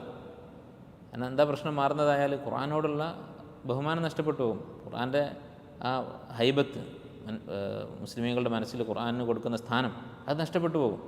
ഇന്നലെ ഒരായത്തിൻ്റെ തഫ്സീറിൽ ഇങ്ങനെ ഒരു കഥ പറഞ്ഞു, 10 വർഷം കഴിഞ്ഞപ്പോൾ അത് മാറിപ്പോയി. അല്ല, ഇപ്പോൾ പലരും പല തഫ്സീറുകളെയും പരിഹസിക്കാറുണ്ട്. പാളക്കിത്താബ് എന്നൊക്കെ പറഞ്ഞിട്ട് അതിൽ പിന്നെ ഭൂമിയെക്കുറിച്ച് അങ്ങനെ പറയുന്നുണ്ട്, ഭൂമി പരന്നതാണെന്ന് പറയുന്നുണ്ട്. ശരിയാണ്, ഭൂമി പരന്നതാണ് എന്ന് പറഞ്ഞുകൊണ്ട് ശക്തമായി വാദിച്ചിരുന്ന ആളുകൾ മുൻകാലത്ത് കഴിഞ്ഞു പോയിട്ടുണ്ട്. എന്താ കാരണം? അന്നത്തെ കാലത്ത് ഭൂമി ആണ് എന്നായിരുന്നു വിശ്വാസം. ഖുർആൻ്റെ അധികം ആയത്തുകൾ നോക്കിയാലും അങ്ങനെ വ്യാഖ്യാനിക്കാനാണ് എളുപ്പവും. അപ്പോൾ സ്വാഭാവികമായിട്ടും രണ്ടും കൂടി ഒത്തു വന്നപ്പോൾ അവർ വളരെ ഉഷാറായിട്ട് അതിനുവേണ്ടി വാദിച്ചു. അതിപ്പം പുതിയ തലമുറക്ക് പരിഹസിക്കേണ്ട അവസ്ഥ വന്നു. അതുപോലുള്ള അവസ്ഥ ഇനി വരാൻ പാടില്ല. ഇതാണ് ഒന്നാമത്തെ നിബന്ധന, ഷർത്ത്. പറയുന്ന ഈ ശാസ്ത്രീയമായ കണ്ടുപിടുത്തം എന്ന് പറയുന്ന സംഗതി അത് തെളിയിക്കപ്പെട്ടതായിരിക്കണം 100%. രണ്ടാമത്തേത്, ഖുർആൻ്റെ ആ പ്രയോഗം, ആ വാചകം അതിന് ഉൾക്കൊള്ളാൻ പറ്റുന്നതായിരിക്കണം. വെറുതെ വളച്ചൊടിച്ച് എന്താ പറയുക, വളരെ വിദൂരമായ ദുർവ്യാഖ്യാനങ്ങളാവരുത്. നേർക്ക് നേരെ ഈ ആയത്തിന് ഉൾക്കൊള്ളാൻ പറ്റുന്നതായിരിക്കണം. മൂന്നാമത്തെ നിബന്ധന, മറ്റൊരായത്തിനോ ഹദീസിനോ എതിരാവരുത് ഈ നടത്തുന്ന വ്യാഖ്യാനം. ഇതാണ് തഫ്സീർ ഇൽമി എന്ന് പറയുന്നത്, ശാസ്ത്രീയമായ വ്യാഖ്യാനം. ഇനി ഈ നിബന്ധനകളൊക്കെ പാലിച്ചിട്ട് ഇങ്ങനെ വ്യാഖ്യാനിക്കുന്ന ആളുകളുണ്ടോ? വളരെ അപൂർവമാണ്. ഇത് ഞാൻ പറയുന്നതല്ല, ഈ വിഷയത്തിൽ വളരെ വിശദമായി പഠനം നടത്തി ഒരു കിതാബ് എഴുതിയിട്ടുള്ള ഒരാളാണ് ഷെയ്ഖ് യാക്കൂബ് അൽ ബാഹുസൈൻ എന്ന് പറയുന്ന ഒരു വലിയ പണ്ഡിതൻ. അദ്ദേഹം 2-3 വർഷം മുമ്പ് മരിച്ചു. ഹയ്യത്ത് കിബാറുൽ ഉലമയിലൊക്കെ അംഗമായിരുന്ന വലിയൊരു ആലിമാണ്. അദ്ദേഹം 40 വർഷം മുമ്പ് 1981 ഈ വിഷയത്തെക്കുറിച്ച് ഒരു കിതാബ് എഴുതിയിട്ടുണ്ട്. അതിൽ അദ്ദേഹം ഈ കാര്യം പറഞ്ഞിട്ടുണ്ട്. വളരെ അപൂർവമാണ് ഈ വിഷയത്തിൽ ഈ നിബന്ധനകൾ പാലിച്ചുകൊണ്ടുള്ള വ്യാഖ്യാനങ്ങൾ എന്നുള്ളത്, വളരെ അപൂർവമാണ്. ഈ മേഖലയിൽ അറിയപ്പെട്ടവരെല്ലാം, എല്ലാം എന്ന് പറഞ്ഞിട്ടില്ലെങ്കിലും മിക്കവാറും ഈ നിബന്ധനകൾ പാലിക്കാത്തവരാണ്. അതുകൊണ്ട് തന്നെ വലിയ അബദ്ധങ്ങൾ പറയാറുമുണ്ട്. ഇനി മറ്റൊരു വിഷയം, ഖുർആനിലെ ശാസ്ത്രീയമായ അത്ഭുതങ്ങൾ. അത്ഭുതം എന്ന് പറയുന്നത് വേറെ വിഷയമാണ്. അല്ലെ, ശാസ്ത്രീയമായ വ്യാഖ്യാനം വേറെ, ശാസ്ത്രീയ അത്ഭുതം വേറെ. എന്താ അത്ഭുതം എന്ന് പറഞ്ഞാൽ? അത്ഭുതം എന്ന് പറഞ്ഞാൽ ഈ 3 നിബന്ധനകൾക്ക് പുറമെ 4-മത്തെ ഒരു നിബന്ധന കൂടിയുണ്ട്. അതെന്താണ്? ഈ പറയുന്ന കാര്യം നബി സല്ലല്ലാഹു അലൈഹി വസല്ലമയുടെ കാലത്ത് മനുഷ്യർക്ക് കണ്ടുപിടിക്കാൻ കഴിയരുത്, അസാധ്യമായിരിക്കണം. അങ്ങനെയുള്ളൊരു കാര്യമാകുമ്പോൾ അത് അത്ഭുതമാണ്. കാരണം മനുഷ്യനെ കൊണ്ട് സാധിക്കില്ല. മുഹമ്മദ് നബി സ്വല്ലല്ലാഹു അലൈഹി വസല്ലം ജീവിച്ചിരുന്ന കാലത്ത് ഈ ശാസ്ത്രീയമായ സത്യം, ഈ വസ്തുത അതൊരു മനുഷ്യനും പ്രവചിക്കാൻ സാധിക്കാത്ത വിധം ആയിരിക്കണം. അങ്ങനെയാകുമ്പോൾ ഈ ഖുർആൻ അള്ളാഹുവിൻ്റെ കലാമാണ് എന്നതിനും കൂടി തെളിവായി. ഇതിലും ഒരു പ്രശ്നമുണ്ട്. എന്താണ്? ഇതിൽ 2 പ്രശ്നങ്ങളുണ്ട്. ഒന്ന്, ഇങ്ങനെ ശാസ്ത്രീയമായ അത്ഭുതം എന്ന് പറയുന്ന കാര്യങ്ങൾ അത് ഖുർആൻ്റെ നേർക്ക് നേരെയുള്ള പ്രയോഗമായിരിക്കണം. ആദ്യത്തെ ശാസ്ത്രീയ വ്യാഖ്യാനത്തെക്കുറിച്ച് നമ്മൾ 3 നിബന്ധനകൾ പറഞ്ഞു. 1, തെളിയിക്കപ്പെട്ടതായിരിക്കണം. 2, ഖുർആൻ്റെ വാചകത്തിന് ഉൾക്കൊള്ളാൻ കഴിയണം. പക്ഷെ ഇവിടെ ഉൾക്കൊള്ളാൻ കഴിഞ്ഞാൽ പോരാ, നേർക്ക് നേരെ പറയണം. എന്നാലേ അത്ഭുതം എന്ന് പറയാൻ പറ്റുള്ളൂ. ഇപ്പോൾ നമ്മൾ നേരത്തെ പറഞ്ഞ ഉദാഹരണം, ആകാശത്തെ വികസിപ്പിക്കുന്നുണ്ട് എന്നുള്ള ഉദാഹരണം, അത് തന്നെ എടുക്കാം. അത് പിന്നീടാണ് കണ്ടുപിടിച്ചത്, ഈ അടുത്ത കാലത്താണ് കണ്ടുപിടിച്ചത് എന്ന് വിചാരിക്കാം. അപ്പോൾ നമ്മൾ പറയുന്നത് അത്ഭുതമാണ് എന്നുള്ളത് ശരി. അപ്പോൾ ആകാശത്തെ വികസിപ്പിക്കുന്നു എന്ന കാര്യം ഖുർആനിൽ ഖണ്ഡിതമായി പറഞ്ഞതാണോ അതോ സൂചനയാണോ? സൂചനയാണ്. ആരും പറയുന്നില്ല നസ്സാണെന്നുള്ളത്. ആരും പറയുന്നത് ഒരു സൂചനയാണ്. നസ്സാണെങ്കിൽ അത് സഹാബത്തിന് മനസ്സിലാവണ്ടേ? ഒരു സൂചനയാണ്. അപ്പോൾ ആ സൂചന പിന്നീട് മനുഷ്യൻ കണ്ടുപിടിച്ചു. ഖണ്ഡിതമായ കാര്യമല്ല ഖുർആനിൽ ഈ അത്ഭുതത്തെക്കുറിച്ച് അല്ലെങ്കിൽ ഈ ശാസ്ത്രീയ വസ്തുതയെക്കുറിച്ച് ഖുർആനിൽ നേർക്കുനേർ പറഞ്ഞതല്ല, സൂചന നൽകിയതാണ്. ആ സൂചനയോട് ശാസ്ത്രം ഒത്തുവന്നു. ഇതിന് അത്ഭുതം എന്ന് പറയുമോ? ഇത് അത്ഭുതം എന്ന് പറയില്ല. ഇത് ഒരു സൂചനയുടെ മുകളിൽ കെട്ടിപ്പടുത്തതാണ്. സംശയാസ്പദമായൊരു കാര്യമാണ്. ഖുർആനിലെ ഈ ആയത്തിൻ്റെ അർത്ഥം ഇതാണോ അല്ലേ എന്നുള്ളത്. അല്ല, ഒരായത്തിന് 3, 4, 5 അർത്ഥമൊക്കെ പറയുമ്പോൾ അതിലൊരർത്ഥവും എന്തല്ല മറ്റൊന്നിനേക്കാൾ അതിനൊരു പ്രത്യേകതയുമില്ല. അത് ഈ ആയത്ത് കൊണ്ടുള്ള ഉദ്ദേശമാകാൻ ഒരു സാധ്യതയുണ്ട്. അല്ല, ഇപ്പോൾ നമുക്ക് 3 അർത്ഥം കിട്ടി. ആകാശത്തെ വികസിപ്പിച്ചു എന്നുള്ളതിന് 3 അർത്ഥമുണ്ട്. 1, അള്ളാഹു സൃഷ്ടിച്ച സമയത്ത് ആകാശം വലുതായിട്ടാണ് സൃഷ്ടിച്ചിരിക്കുന്നത്. 2, അള്ളാഹു എല്ലാത്തിനും കഴിവുള്ളവനാണ്. 3, ഈ കണ്ടെത്തൽ എന്താണ്, ആകാശവും ഭൂമിയൊക്കെ വികസിച്ചുകൊണ്ടിരിക്കുന്നത്, പ്രപഞ്ചം വികസിച്ചുകൊണ്ടിരിക്കുന്നുണ്ട്. അപ്പോൾ ഈ ആയത്ത് ഖുർആനിലെ ഈ വസ്സമാഅ ബനൈനാഹ ബിഐദിൻ വഇന്നാ ലമൂസിഊൻ എന്ന ആയത്ത് പ്രപഞ്ച വികാസത്തെ പഠിപ്പിക്കുന്നുണ്ടോ എന്നുള്ളത് യഖീനാണോ ഒരു ലന്നാണോ? ലന്നാണ്. ലോകം വികസിക്കുന്നുണ്ട് എന്നുള്ളത് നമുക്ക് വേണമെങ്കിൽ യഖീനാണെന്ന് പറയാം, തെളിവുണ്ടെങ്കിൽ പറയാം. പക്ഷേ ഈ ആയത്ത് ഇത് ഉദ്ദേശിക്കുന്നുണ്ട് എന്നുള്ളത് നമുക്ക് ഉറപ്പിക്കാൻ പറ്റുമോ? ഒരിക്കലും പറ്റില്ല. നമുക്കൊരായത്തിന് ഇങ്ങനെ ഒരു അർത്ഥമുണ്ട് എന്ന് യഖീനായിട്ട് പറയണമെങ്കിൽ ഒന്നുകിൽ അത് നേർക്ക് നേരെ ഭാഷയിൽ കിട്ടുന്ന അർത്ഥമായിരിക്കണം, അല്ലെങ്കിൽ തെളിവ് വേണം. അപ്പോൾ ഇവിടെ ഈ ആയത്തിൽ ഇങ്ങനെ ഒരു ഉദ്ദേശമുണ്ട് എന്നുള്ളതൊരു ലൊന്ന് മാത്രമാണ്. അപ്പോൾ ഒരു ലൊന്നിൻ്റെ അടിസ്ഥാനത്തിൽ എങ്ങനെയാണ് നമുക്കിതൊരു അത്ഭുതമാണെന്ന് പറയാൻ സാധിക്കുക? അത് സാധിക്കില്ല. അധിക അത്ഭുതങ്ങളും ഈ പറഞ്ഞ ഇനത്തിൽപ്പെട്ടതാണ്. ഇനി 4-മത്തെ നിബന്ധന നമ്മൾ പറഞ്ഞാൽ എന്താണ്? അത്ഭുതമാകണമെങ്കിൽ ശാസ്ത്രീയ വ്യാഖ്യാനത്തിന് വേണ്ട 3 നിബന്ധനകൾക്ക് പുറമെ ഒരു കാര്യം ശാസ്ത്രീയ അത്ഭുതം എന്ന് പറയണമെങ്കിൽ അന്നത്തെ കാലത്ത് മനുഷ്യന് പറയാൻ പറ്റാത്ത കാര്യമായിരിക്കണം. പലതും അങ്ങനെയല്ല എന്നുള്ളതാണ്. ഉദാഹരണത്തിന് സാധാരണ പറയാറുണ്ട്, ഇന്നല്ലദീന യക്ഫുറൂന ബിആയാതിന സൗഫ നുസ്ലീഹിം നാറ കുല്ലമാ നضجت ജുലൂദുഹും ബദ്ദൽനാഹും ജുലൂദൻ ഗൈറഹ ലിയദൂഖുൽ അദാബ്. മനുഷ്യൻ്റെ തോല്, നരകശിക്ഷയെക്കുറിച്ച് പറയുമ്പോൾ മനുഷ്യന് ആ തൊലി കരിഞ്ഞു കഴിഞ്ഞാൽ വേറെ തൊലി കൊടുക്കും എന്ന് പറയുന്നുണ്ട്. അപ്പോൾ ഈ തൊലിയുടെ മുകളിലാണ് വേദന അറിയാനുള്ള നെർവ് എൻഡിങ്സ് ഉള്ളത്, മനുഷ്യൻ്റെ ഈ നാഡികളുടെ അറ്റമുള്ളത്. അത് കരിഞ്ഞു പോയി കഴിഞ്ഞാൽ പിന്നെ പൊള്ളലിൻ്റെ വേദന അറിയില്ല, അതിന് വേറെ തൊലി കൊടുക്കണം. ഈ കാര്യം അടുത്ത കാലത്ത് കണ്ടുപിടിച്ചതാണ്. അപ്പോൾ അത് ഖുർആനിലുണ്ട് എന്നത് ഇത് ശാസ്ത്രീയ വ്യാഖ്യാനം എന്നുള്ള നിലക്ക് പറയാം. നേരത്തെ പറഞ്ഞ 3 നിബന്ധനകൾ ഒത്തിട്ടുണ്ട്. പക്ഷേ നബി സല്ലല്ലാഹു അലൈഹി വസല്ലമയുടെ കാലത്ത് ഒരു മനുഷ്യന് പറയാൻ പറ്റാത്തൊരു കാര്യമാണോ ഇത്? അല്ല, തീ പൊള്ളിക്കഴിഞ്ഞാൽ എനിക്ക് ഈ തൊലി പോയി കഴിഞ്ഞാൽ പിന്നെ വേദനയൊന്നും അറിയുന്നില്ല എന്ന് അന്നത്തെ ഒരു അറബിക്ക് ചിന്തിക്കാൻ പറ്റുന്ന കാര്യമല്ലേ? തീർച്ചയായും. അല്ല, ഇങ്ങനെ ഒരു നെർവിൻ്റെ അറ്റം ഇവിടെ ഉണ്ട് എന്നുള്ള കാര്യം അന്നവർക്ക് കണ്ടുപിടിക്കാൻ സാധിക്കില്ല. പക്ഷേ ഇങ്ങനെ ഒരു അനുഭവം അവിടെ നടക്കുന്നുണ്ട്. ഒരറബിക്ക് കൈ പൊള്ളിയെന്ന് വിചാരിക്കുക, അവൻ്റെ തൊലി പോയി, അവന് വേദന അറിയില്ലേ? അറിയും, വേദന അറിയില്ല. അപ്പോൾ ഇങ്ങനെ വേദന അറിയാത്തൊരവസ്ഥ വരുന്നുണ്ട് എന്ന കാര്യം അവന് അന്നേ ഊഹിക്കാൻ പറ്റും. അതുപോലെ തന്നെ പല കാര്യങ്ങളും, ഇത്തരം അത്ഭുതങ്ങൾ എന്ന് പറയുന്ന കാര്യങ്ങൾ പലതും പരിശോധിച്ചാൽ അത് അന്നത്തെ കാലത്ത് തന്നെ മനുഷ്യനെ ചിന്തിച്ചാൽ മനസ്സിലാവുന്ന കാര്യങ്ങളാണ്. അപ്പോൾ അത്തരം കാര്യങ്ങൾ അത്ഭുതം എന്ന് പറഞ്ഞുകൊണ്ട് വാദിച്ചാൽ എന്ത് സംഭവിക്കും? ഇത് അത്ഭുതമല്ല എന്ന് വളരെ എളുപ്പത്തിൽ തെളിയിക്കാൻ സാധിക്കും. അതോടുകൂടി ഖുർആൻ്റെ കാര്യത്തിൽ ഈ വാദിക്കാൻ പോയവൻ സംശയത്തിലാവും, അത് കേൾക്കുന്നവൻ സംശയത്തിലാവും. ഇത് നമ്മളിന്ന് ധാരാളം കാണുന്നതാണ്, ഇങ്ങനെയുള്ള പല സംഭവങ്ങളും. ഇതൊരിക്കലും ഖുർആനെ വിമർശിക്കുന്ന ആളുകളെ നന്നാക്കാൻ വേണ്ടിയിട്ടല്ല, അങ്ങനെ ആരും ഒരു മുസ്ലിമായ ഒരാൾ പറയില്ല. പക്ഷേ നമ്മൾ ഇസ്ലാമിലേക്ക് ക്ഷണിക്കുന്നത്, ഖുർആനിലേക്ക് ക്ഷണിക്കുന്നത് വ്യക്തമായ യഖീനായ തെളിവുകളോടുകൂടിയായിരിക്കണം. ഉലമാക്കൾ പറഞ്ഞത് കാണാം. ശൈഖുൽ ഇസ്ലാം ഇബ്നു തൈമിയ്യൊക്കെ ഒരു എതിരാളിയോട്, ഇസ്ലാമിൻ്റെ ശത്രുവിനോട് സംവദിക്കാൻ പോയിട്ട് ശരിയായ ന്യായങ്ങളുമായിട്ട്, അവൻ്റെ വാദം പൂർണ്ണമായും തകർക്കുന്ന തെളിവുകളുമായിട്ടല്ല ഒരാൾ സംവാദിക്കുന്നതെങ്കിൽ, സംഭാഷണം നടത്തുന്നതെങ്കിൽ, സംവാദം നടത്തുന്നതെങ്കിൽ അവൻ ഇസ്ലാമിന് കൊടുക്കേണ്ട ഹക്ക് കൊടുത്തിട്ടില്ല. അല്ല, ജിഹാദ് പോലെയാണ്. ശക്തിയില്ലാതെ ജിഹാദ് ചെയ്യാൻ പാടുണ്ടോ?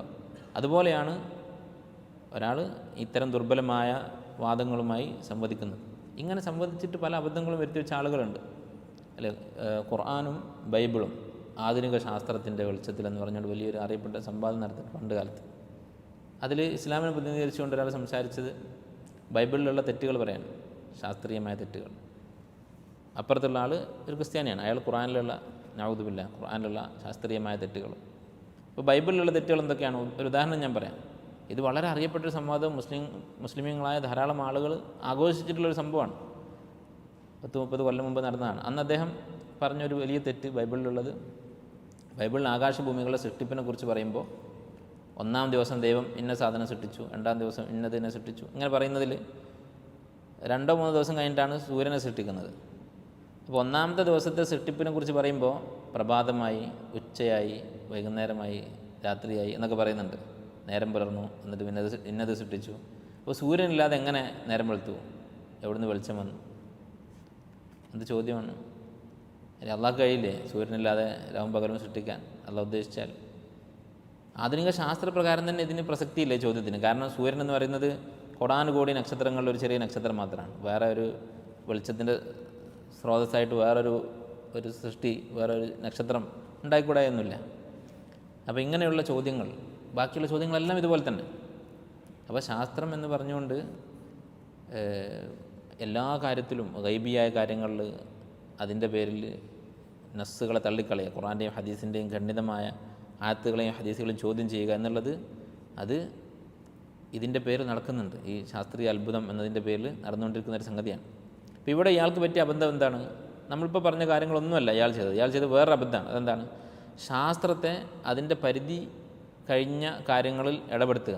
അല്ല, ശാസ്ത്രം എന്ന് പറയുന്നത് മനുഷ്യൻ തൻ്റെ പരിസരമൊക്കെ നിരീക്ഷിച്ച് കണ്ടെത്തുന്ന കണ്ടുപിടുത്തങ്ങളാണ് ശാസ്ത്രം എന്ന് പറയുന്നത്. അള്ളാഹു സൃഷ്ടിപ്പ് നടത്തുക എന്നുള്ളത് എന്നോ പണ്ട് കാലത്ത് കഴിഞ്ഞൊരു സംഭവമാണ്. അന്ന് മനുഷ്യനില്ല, അന്നത്തെ ലോകത്തിൻ്റെ അവസ്ഥ മനുഷ്യനറിയില്ല. ഇന്ന് നമ്മൾ കൊണ്ടു നടക്കുന്ന ശാസ്ത്രത്തിന് അന്ന് യാതൊരു റോളുമില്ല.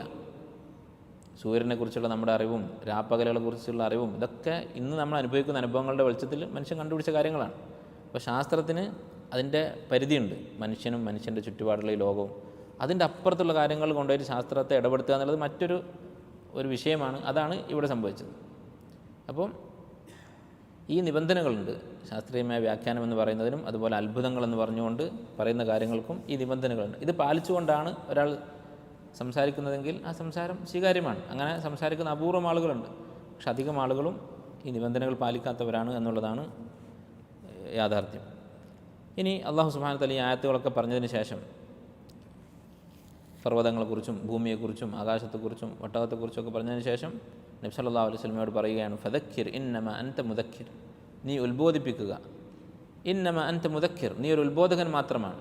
അല്ല, നിരവധി ആയത്തുകൾ കാണാം. വദക്കിർ ഫഇന്ന ദിക്റ തൻഫഉൽ മുഅ്മിനീൻ, നീ ഉത്ബോധിപ്പിക്കുക, അത് മുഅ്മിനീങ്ങൾക്ക് ഉപകാരപ്പെടും. അതുപോലെ ഫദക്കിർ ബിൽ ഖുർആനി മൻ യഖാഫു വഈദ്, ഖുർആൻ ഓതിക്കൊണ്ട് അള്ളാഹുവിനെ പേടിക്കുന്നവരെ ഉപദേശിക്കുക എന്നൊക്കെ നിരവധി ആയത്തുകൾ കാണാം. അപ്പോൾ നബി സല്ലല്ലാഹു അലൈഹി വസല്ലമയുടെ ഉത്തരവാദിത്തമാണ്, നബി സല്ലല്ലാഹു അലൈഹി വസല്ലമയെ അള്ളാഹു ഏൽപ്പിച്ചിട്ടുള്ള പണിയാണ് ആളുകളെ ഉപദേശിക്കുക, ഉത്ബോധിപ്പിക്കുക എന്നുള്ളത്.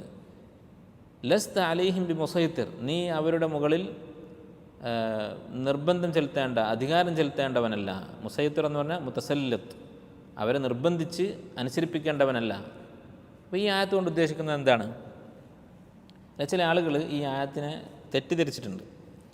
ഒരു സാഹചര്യത്തിലും ഇസ്ലാമിൽ യാതൊരു നിർബന്ധവുമില്ല, പരിപൂർണമായ സ്വാതന്ത്ര്യം ഇസ്ലാം മനുഷ്യന് കൊടുക്കുന്നുണ്ട്, മുസ്ലിമീങ്ങൾക്ക് കൊടുക്കുന്നുണ്ട് എന്ന് ഈ ആയത്തിന് തെറ്റിദ്ധരിച്ചിട്ടുണ്ട്. ഈ അടുത്ത കാലത്ത് ജീവിച്ചിരുന്ന ഒരു മുഫസ്സിറാണ് ഇബ്നു ആഷൂർ എന്ന് പറയുന്നൊരു മുഫസ്സിർ.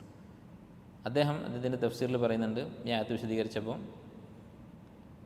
ഈ ആയത്തിന് ചില ആളുകൾ ഫഖദ് വദഅ ബഅദുൽ ജഹല ഖൗലഹു തആല ലസ്ത അലൈഹിം ബി മുസൈത്തിർ ഫി ഗൈരി മൗദിഇഹ, ഈ ആയത്തിനെ അതിൻ്റെ സ്ഥാനത്ത് നിന്ന് മാറ്റി അസ്ഥാനത്ത് ഉപയോഗിച്ചിട്ടുണ്ട് ചില ആളുകൾ. എന്നിട്ട് എന്ത് ചെയ്തു? ഫജഅലൂഹ ഹുജ്ജതൻ അലാ ഹുർരിയത്തി അത്തദയ്യുൻ ഫി ജമാഅത്തിൽ മുസ്ലിമീൻ, മുസ്ലിം രാജ്യത്ത് ജീവിക്കുന്ന മുസ്ലിമീങ്ങളായ ജനങ്ങൾക്ക് തങ്ങളുടെ ദീനീ കാര്യത്തിൽ തോന്നിയത് ചെയ്യാനുള്ള സ്വാതന്ത്ര്യമുണ്ട് എന്നതിന് തെളിവായി ഈ ആയത്ത് അവർ ഉപയോഗിച്ചിട്ടുണ്ട്. അത് ശരിയല്ല. അപ്പോൾ ചില കാര്യങ്ങളിൽ, ചില സന്ദർഭങ്ങളിൽ വ്യവസ്ഥകൾക്ക് വിധേയമായിക്കൊണ്ട് ഇസ്ലാമിക രാജ്യത്ത് നിയന്ത്രണങ്ങളുണ്ടാകും. മുസ്ലിമായ ഭരണാധികാരി ദീനീ കാര്യങ്ങളിൽ ജനങ്ങളെ നിർബന്ധിക്കുന്ന അവസ്ഥയുണ്ടാകും. ഷെയ്ഖുൽ ഇസ്ലാം ഇബ്നു തൈമിയ്യ റഹിമഹുല്ലാഹ് ഇതിനെക്കുറിച്ച് പറയുന്ന ചില വാചകങ്ങൾ ഞാൻ വായിക്കാം. ഇബ്നു തൈമിയ്യ പറയുകയാണ്, വൽ ഇക്റാഹു, അല്ലെ, ലാ ഇക്റാഹ ഫിദ്ദീൻ എന്നാണല്ലോ, ദീനിൽ നിർബന്ധമില്ല.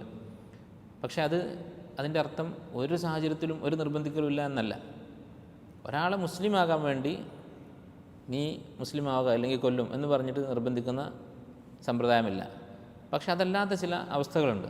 ഷെയ്ഖുൽ ഇസ്ലാം പറയാണ്, അൽ ഇക്റാഹു ഖദ് യകൂനു ഇക്റാഹൻ ബി ഹഖ്ൻ വഖദ് യകൂനു ഇക്റാഹൻ ബി ബാത്തിൽ. ചിലപ്പോൾ നിർബന്ധിക്കൽ അത് ആവശ്യമായി വരും, ചിലപ്പോൾ അത് തെറ്റായിരിക്കും. ഉദാഹരണത്തിന് എന്നിട്ട് ചില ഉദാഹരണങ്ങൾ പറയാണ്. അൽ ഇക്റാഹു ബി ഹഖ്, ന്യായമായ നിർബന്ധിക്കലിന് ചില ഉദാഹരണങ്ങൾ പറയാണ്. ഒന്ന്, ക ഇക്റാഹി മൻ ഇംതനഅ മിനൽ വാജിബാതി അലാ ഫിഅലിഹ, ബാധ്യതകൾ, തനിക്ക് ബാധ്യതയായിട്ടുള്ള കാര്യങ്ങൾ ചെയ്യാതെ വാശി പിടിക്കുന്ന ആളുകളെ കൊണ്ട് നിർബന്ധിച്ച് ചെയ്യിപ്പിക്കുക. അങ്ങനെയുള്ള ഉദാഹരണങ്ങളുണ്ട്. ഉദാഹരണത്തിന് ഇക്റാഹിൽ മുർത്തദ്ദി അലൽ ഔദി ഇലൽ ഇസ്ലാം, മുർത്തദ്ദായ ഒരാളെ ഇസ്ലാമിലേക്ക് വരാൻ നിർബന്ധിക്കും ഇസ്ലാമിക ഗവൺമെൻറ്, അവനെ നിർബന്ധിച്ച് തന്നെ തിരിച്ച് ഇസ്ലാമിലേക്ക് വരുത്തും. ഇക്റാഹി മൻ അസ്ലമ അല ഇഖാമി സ്വലാത്തി വ ഇതാഇ സക്കാ വ സൗമി റമളാൻ വ ഹജ്ജിൽ ബൈത്ത് വ അല ഖളാഇ ദൈൻ, ഒരാൾ ഇസ്ലാം സ്വീകരിച്ചു കഴിഞ്ഞാൽ പിന്നെ അവനെ നമസ്കരിക്കാൻ നിർബന്ധിക്കും, നോമ്പ് നോൽക്കാൻ നിർബന്ധിക്കും. ഞാൻ മുസ്ലിമാണ് പക്ഷേ നിസ്കരിക്കൂല എന്ന് പറഞ്ഞാലോ ബലമായി നിസ്കരിപ്പിക്കും ഇസ്ലാമിക ഭരണകൂടം ഉള്ള സ്ഥലത്ത്. അതുപോലെ തന്നെ ഒരാൾ കടം വാങ്ങിയിട്ട് ഞാൻ വീട്ടൂല എന്ന് പറയുകയാണെങ്കിലോ അവനെ കൊണ്ട് നിർബന്ധിച്ച് കടം വീട്ടിപ്പിക്കും. അവൻ്റെ സ്വത്ത് നിർബന്ധമായി എടുത്ത് വിൽക്കും ഭരണാധികാരികൾ, അവന് സ്വത്തുണ്ടെങ്കിൽ. അപ്പോൾ ഇതൊക്കെ ഉദാഹരണമാണ്. വ അമ്മൽ ഇക്റാഹു ബി ഗൈരി ഹഖ്, അന്യായമായ നിർബന്ധിക്കൽ എന്ന് പറഞ്ഞാൽ ഫമിസ്ലു ഇക്റാഹിൽ ഇൻസാനി അലൽ കുഫ്രി വൽ മആസി, പാപങ്ങൾ ചെയ്യാൻ വേണ്ടി ഒരാളെ നിർബന്ധിക്കുക, കുഫറിന് ഒരാളെ നിർബന്ധിക്കുക, അതൊക്കെ അന്യായമായ നിർബന്ധിക്കലാണ്. ഇത് പറയാൻ കാരണം ചില ആളുകൾ ഈ ആധുനിക മൂല്യങ്ങൾ, അതായത് മതസ്വാതന്ത്ര്യം, അഭിപ്രായ സ്വാതന്ത്ര്യം, ആവിഷ്കാര സ്വാതന്ത്ര്യം, ഇതൊക്കെ അർക്കാനുൽ ഇസ്ലാം, അർക്കാനുൽ ഈമാൻ പോലെ വിശ്വസിക്കുന്ന ആൾക്കാരുണ്ട്, പ്രത്യേകിച്ച് രാഷ്ട്രീയത്തിലൊക്കെ പ്രവർത്തിക്കുന്ന ആളുകൾ. അപ്പോൾ അവർ ഖുർആനിലെ ഈ ആയത്തുകളൊക്കെ ഈ തത്വങ്ങൾക്കൊക്കെ യോജിച്ച രീതിയിൽ ആയിരിക്കും മനസ്സിലാക്കുക സ്വാഭാവികമായിട്ടും. കാരണം മനസ്സിൽ ഒരു സംഗതി വലിയതായി കാണുമ്പോൾ കാണുന്ന ആയത്തും ഹദീസൊക്കെ അതിനോട് യോജിക്കുന്നതായിട്ട് അവർ മനസ്സിലാക്കും. പിന്നീട് ഇസ്ലാമിലെ ചില അഹ്കാമുകൾ കാണുമ്പോൾ അവർക്ക് തോന്നും, അപ്പോൾ ഇത് മതസ്വാതന്ത്ര്യത്തിനെതിരാണല്ലോ, എന്നോട് ആരാണ് മതസ്വാതന്ത്ര്യം ഇസ്ലാമിൽ നീ വിശ്വസിക്കുന്നത് പോലെയുള്ള മതസ്വാതന്ത്ര്യം ഉണ്ട് എന്ന് പറഞ്ഞത്? ആരും പറഞ്ഞിട്ടില്ല, അവന് തോന്നിയതാണ്. അത് മതസ്വാതന്ത്ര്യം, ആവിഷ്കാര സ്വാതന്ത്ര്യം എന്നൊക്കെ പറഞ്ഞ് മുദ്രാവാക്യം വിളിച്ച് നടക്കുന്ന ആളാണ്. അതിൻ്റെ കൂടെ ലാ ഇക്റാഹ ഫിദ്ദീൻ ലസ്ത അലൈഹിം ബി മുസൈത്തിർ എന്നൊക്കെ കണ്ടപ്പോൾ അത് തന്നെയാണ് ഇതും എന്നവൻ തീരുമാനിച്ചു. അങ്ങനെ പറഞ്ഞ് പഠിപ്പിച്ചു കൊടുക്കുന്ന ആളുകളുമുണ്ട്. പിന്നെ അവൻ കാണുന്നു ഇപ്പുറത്ത് മുർത്തദിനെ കുറിച്ചുള്ള ഹുക്മുകൾ, അതുപോലെ തന്നെ മറ്റുള്ള നിയമങ്ങൾ, മാതാപിതാക്കൾ മക്കളെ നമസ്കാരത്തിന് നിർബന്ധിക്കുന്ന കാര്യവും ഇതുപോലുള്ള കാര്യങ്ങളൊക്കെ കാണുമ്പോൾ ഇത് തെറ്റാണല്ലോ, ഇസ്ലാമിലൊരു തെറ്റ്, ഒരു വൈരുദ്ധ്യമാണല്ലോ എന്ന് തോന്നി അവൻ ചിലപ്പോൾ നഊദു ബില്ലാ ദീൻ തന്നെ ഉപേക്ഷിക്കുന്ന അവസ്ഥയിലേക്ക് പോകും. അതിൻ്റെ അടിസ്ഥാന കാരണം ഈ വ്യക്തി തന്നെയാണ് ചെയ്തത്. അള്ളാഹുവും റസൂലും പഠിപ്പിച്ച കാര്യം എന്താണ് എന്നുള്ളത് ഖുർആൻ്റെ സുന്നത്തിൻ്റെ അടിസ്ഥാനത്തിൽ മനസ്സിലാക്കിയിട്ടില്ല. ദീനിലെ അധ്യാപനങ്ങൾ, ആയത്തുകളും ഹദീസുകളും മനസ്സിലാക്കിയത് അവരവരുടെ മനസ്സിലുള്ള ആശയങ്ങളുടെ അടിസ്ഥാനത്തിലാണ്. അതാണ് അബദ്ധം. ഈ ആയത്തിൻ്റെ ഉദ്ദേശം ഓരോ വ്യക്തികളെയും നിർബന്ധിച്ച് മുസ്ലിമാക്കുക, അവരുടെ കൽബിലേക്ക് ഈമാൻ പിടിപ്പിച്ചു കൊടുക്കുക എന്നുള്ളത് അതൊരു മനുഷ്യനെ കൂടി സാധിക്കുന്ന കാര്യമല്ല. ഒരാളെ മുസ്ലിമാക്കാൻ നബി സല്ലല്ലാഹു അലൈഹി വസല്ലം വിചാരിച്ചാൽ സാധിക്കില്ല. അവൻ്റെ മനസ്സിൽ ഈമാൻ ഉണ്ടാക്കാൻ. ചിലപ്പോൾ അവൻ മുനാഫിക്കാവും, പക്ഷേ ഈമാൻ ഒരാളുടെ മനസ്സിൽ ഉണ്ടാക്കുക എന്നുള്ളത് അല്ലാഹു സുബ്ഹാനഹു വ തആല മാത്രം ചെയ്യുന്ന കാര്യമാണ്. ഇല്ലാ മൻ തവല്ല വകഫർ, ഇല്ലാ മൻ തവല്ല വകഫർ, നിഷേധിക്കുകയും തിരിഞ്ഞു പോവുകയും ചെയ്തവനൊഴികെ. അപ്പോൾ ഇവിടെ ഈ ഒഴികെ എന്ന് പറയുമ്പോൾ ഇല്ല എന്ന് പറഞ്ഞാൽ സാധാരണ എന്താ ഇല്ല എന്നുള്ള വാക്കിൻ്റെ അർത്ഥം ഒരു കാര്യം പറഞ്ഞിട്ട് അതൊഴികെ എന്നാണല്ലോ. അപ്പോൾ നീ നിർബന്ധിക്കുന്നവനല്ല, നിഷേധിച്ചവരൊഴികെ. അപ്പോൾ നിഷേധിച്ചവർ നിർബന്ധിക്കാമെന്നല്ലേ മനസ്സിലാവും നേർക്ക് നേരെ നോക്കുമ്പോൾ. അങ്ങനെ മനസ്സിലാക്കരുത്. കാരണം അറബിയിൽ ഇസ്തിസ്നാ ഉൻ മുൻഫസിൽ എന്നൊരു സംഭവമുണ്ട്. സാധാരണ നമ്മൾ പറയുന്ന ഒഴികെ എന്നുള്ളതിന് ഇസ്തിസ്നാ എന്നാണ് പറയാം. ഒന്ന് കഴിഞ്ഞിട്ട് നമ്മൾ പറയുകയാണ് ഈ പള്ളിയിലിരിക്കുന്ന ആളുകളെല്ലാം മലയാളികളാണ്, ഇല്ല ഇന്ന ആൾക്കാർ, രണ്ടാൾക്കാർ എന്ന് പറഞ്ഞാൽ ഈ പ്രയോഗത്തിലാണ് ഇസ്തിസ്നാ എന്ന് പറയാം. ഒരു കാര്യം പറഞ്ഞിട്ട് അതിൽ നിന്ന് കുറച്ച് ആൾക്കാർ ഒഴിവാക്കുക, കുറച്ച് കാര്യങ്ങൾ ഒഴിവാക്കുക. ആ ഇസ്തിസ്നാ രണ്ട് തരത്തിലുണ്ട്. ഒന്ന് ഇസ്തിസ്നാ ഉൻ മുത്തസിൽ, നമ്മൾ ഇപ്പോൾ പറഞ്ഞ പോലെ എല്ലാവരും മലയാളികളാണ് ഇന്നയാളൊഴികെ, അതാണ് ഇസ്തിസ്നാ ഉൻ മുത്തസിൽ. ആദ്യം പറഞ്ഞതിൽ നിന്ന് കുറച്ച് ആളുകളെ അല്ലെങ്കിൽ കുറച്ച് ആശയങ്ങളെ ഒഴിവാക്കുക. രണ്ടാമത്തേത് ഇസ്തിസ്നാ ഉൻ മുൻഫസിൽ എന്ന് പറയും. അതിൻ്റെ അർത്ഥം ലാക്കിൻ എന്നായിരിക്കും, പക്ഷേ എന്നുള്ള അർത്ഥം വെച്ചാൽ അത് ശരിയാവും. ലസ്ത അലൈഹിം ബി മുസൈത്തിർ, നീ അവരെ നിർബന്ധിക്കുന്നവനല്ല. ഇല്ലാ മൻ തവല്ല വകഫർ, പക്ഷേ ആരാണോ നിഷേധിക്കുന്നത് ഫയുഅദ്ദിബുഹു അല്ലാഹുൽ അദാബുൽ അക്ബർ, അവനെ അള്ളാഹു കടുത്ത ശിക്ഷ ശിക്ഷിക്കുന്നതാണ്. മുമ്പ് പറഞ്ഞ ആയത്തുമായിട്ട് അതിന് ബന്ധമില്ല. അപ്പോൾ ഇവിടെ ഇസ്തിസ്നാ മുൻഫസിലാണ് എന്നാണ് ഒരു വിഭാഗം പണ്ഡിതന്മാർ പറഞ്ഞിട്ടുള്ളത്. ഫയുഅദ്ദിബുഹു അല്ലാഹ്, അള്ളാഹു അവനെ ശിക്ഷിക്കും, നിഷേധിച്ച് തിരിഞ്ഞു പോകുന്ന ആളെ അൽ അദാബൽ അക്ബർ, ഏറ്റവും വലിയ അദാബ് അഥവാ നരക ശിക്ഷ. അല്ല, ഏറ്റവും വലിയ ശിക്ഷ എന്ന് പറയുന്നത് മനുഷ്യന് സങ്കല്പിക്കാവുന്നതിൽ വെച്ച് ഏറ്റവും വലിയ ശിക്ഷ എന്ന് പറയുന്നത് നരകമാണ്. അല്ല, ദുനിയാവിൽ നമ്മൾ പല ശിക്ഷകളെക്കുറിച്ചും കേൾക്കും. അല്ല, പണ്ട് കാലത്ത് ഇങ്ങനെയുള്ള ശിക്ഷ ഉണ്ടായിരുന്നു, അങ്ങനെയുള്ള ശിക്ഷ ഉണ്ടായിരുന്നു, ചില ജയിലുകളിൽ ഇങ്ങനെയാണെന്നൊക്കെ പറഞ്ഞിട്ട് അങ്ങനെയൊക്കെ കേൾക്കുമ്പോൾ മനസ്സിലാക്കുക, ഇങ്ങനെ നമുക്ക് എന്തൊക്കെ സങ്കല്പിക്കാൻ സാധിക്കുമോ ഒരു മനുഷ്യനെ പീഡിപ്പിക്കാൻ എന്തൊക്കെ വഴിയുണ്ടോ, അതിൻ്റെ ഏറ്റവും വലിയ അദാബാണ് നരകമെന്ന് പറയുന്നത്. ഫയുഅദ്ദിബുഹു അല്ലാഹുൽ അദാബുൽ അക്ബർ ഫയൗമഇദിൻ ലാ യുഅദ്ദിബു അദാബഹു അഹദ്, അള്ളാഹു അന്ന് പരലോകത്ത് വെച്ച് ശിക്ഷിക്കുന്നത് പോലെ ഒരാൾക്കും ശിക്ഷിക്കാൻ സാധിക്കുകയില്ല. ഇന്ന ഇലൈന ഇയാബഹും, തീർച്ചയായും നമ്മുടെ അടുത്തേക്കാകുന്നു അവരുടെ മടക്കം. അല്ല, ഈ രണ്ട് വിഭാഗവും ഈ സൂറത്തിൻ്റെ തുടക്കത്തിൽ പറഞ്ഞ അക്രമികളായ ആളുകളും നിഷേധികളായ ആളുകളും പിന്നീട് പറഞ്ഞ സ്വർഗാവകാശികളായ സ്വാലിഹ്യങ്ങളായ ആളുകളും എല്ലാവരും മടങ്ങി വരാനുള്ളത് നമ്മുടെ അടുത്തേക്കാകുന്നു. ഇന്ന ഇലൈന ഇയാബഹും, ഇത് ധാരാളം ആയത്തുകളിൽ ഖുർആനിൽ അള്ളാഹു ആവർത്തിച്ച് ഓർമ്മിപ്പിക്കുന്ന കാര്യമാണ്. അല്ല, ഇപ്പം നമ്മളൊക്കെ ദുനിയാവിൽ സ്വതന്ത്രരാണ്. അള്ളാഹുവിൻ്റെ ഖദർ നമുക്ക് സ്വാതന്ത്ര്യം തരുന്നുണ്ട്. ദീൻ നമുക്ക് നിയമങ്ങൾ വിശദീകരിച്ച് തന്നിട്ടുണ്ട്. പക്ഷേ ആ നിയമങ്ങൾ അനുസരിക്കണോ വേണ്ടേ എന്നുള്ള ഖദരിയായിട്ടുള്ള സ്വാതന്ത്ര്യം, അതിനനുസരിച്ച് നമ്മുടെ ശരീരത്തെ പ്രവർത്തിപ്പിക്കാനുള്ള സ്വാതന്ത്ര്യം നമുക്കുണ്ട്. ആ സ്വാതന്ത്ര്യം ഉപയോഗിച്ചാൽ പിന്നെ കിട്ടാനുള്ള രക്ഷയും ശിക്ഷയും അത് മറ്റൊരു വിഷയം. അപ്പോൾ ഈ സ്വാതന്ത്ര്യം ഉപയോഗിക്കുമ്പോൾ നമ്മൾ മനസ്സിലാക്കുക, ഇതിൻ്റെ ഒരു അവസാനം വരാനുണ്ട്. അതെന്താണ്?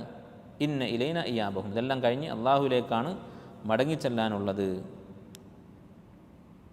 സുമ്മ ഇന്ന അലൈന ഹിസാബഹും, പിന്നീട് ഞാനാണ് അവരുടെ ഹിസാബ് നടത്തുക. ഇതും ഖുർആനിൽ ആവർത്തിക്കുന്നൊരു കാര്യമാണ്.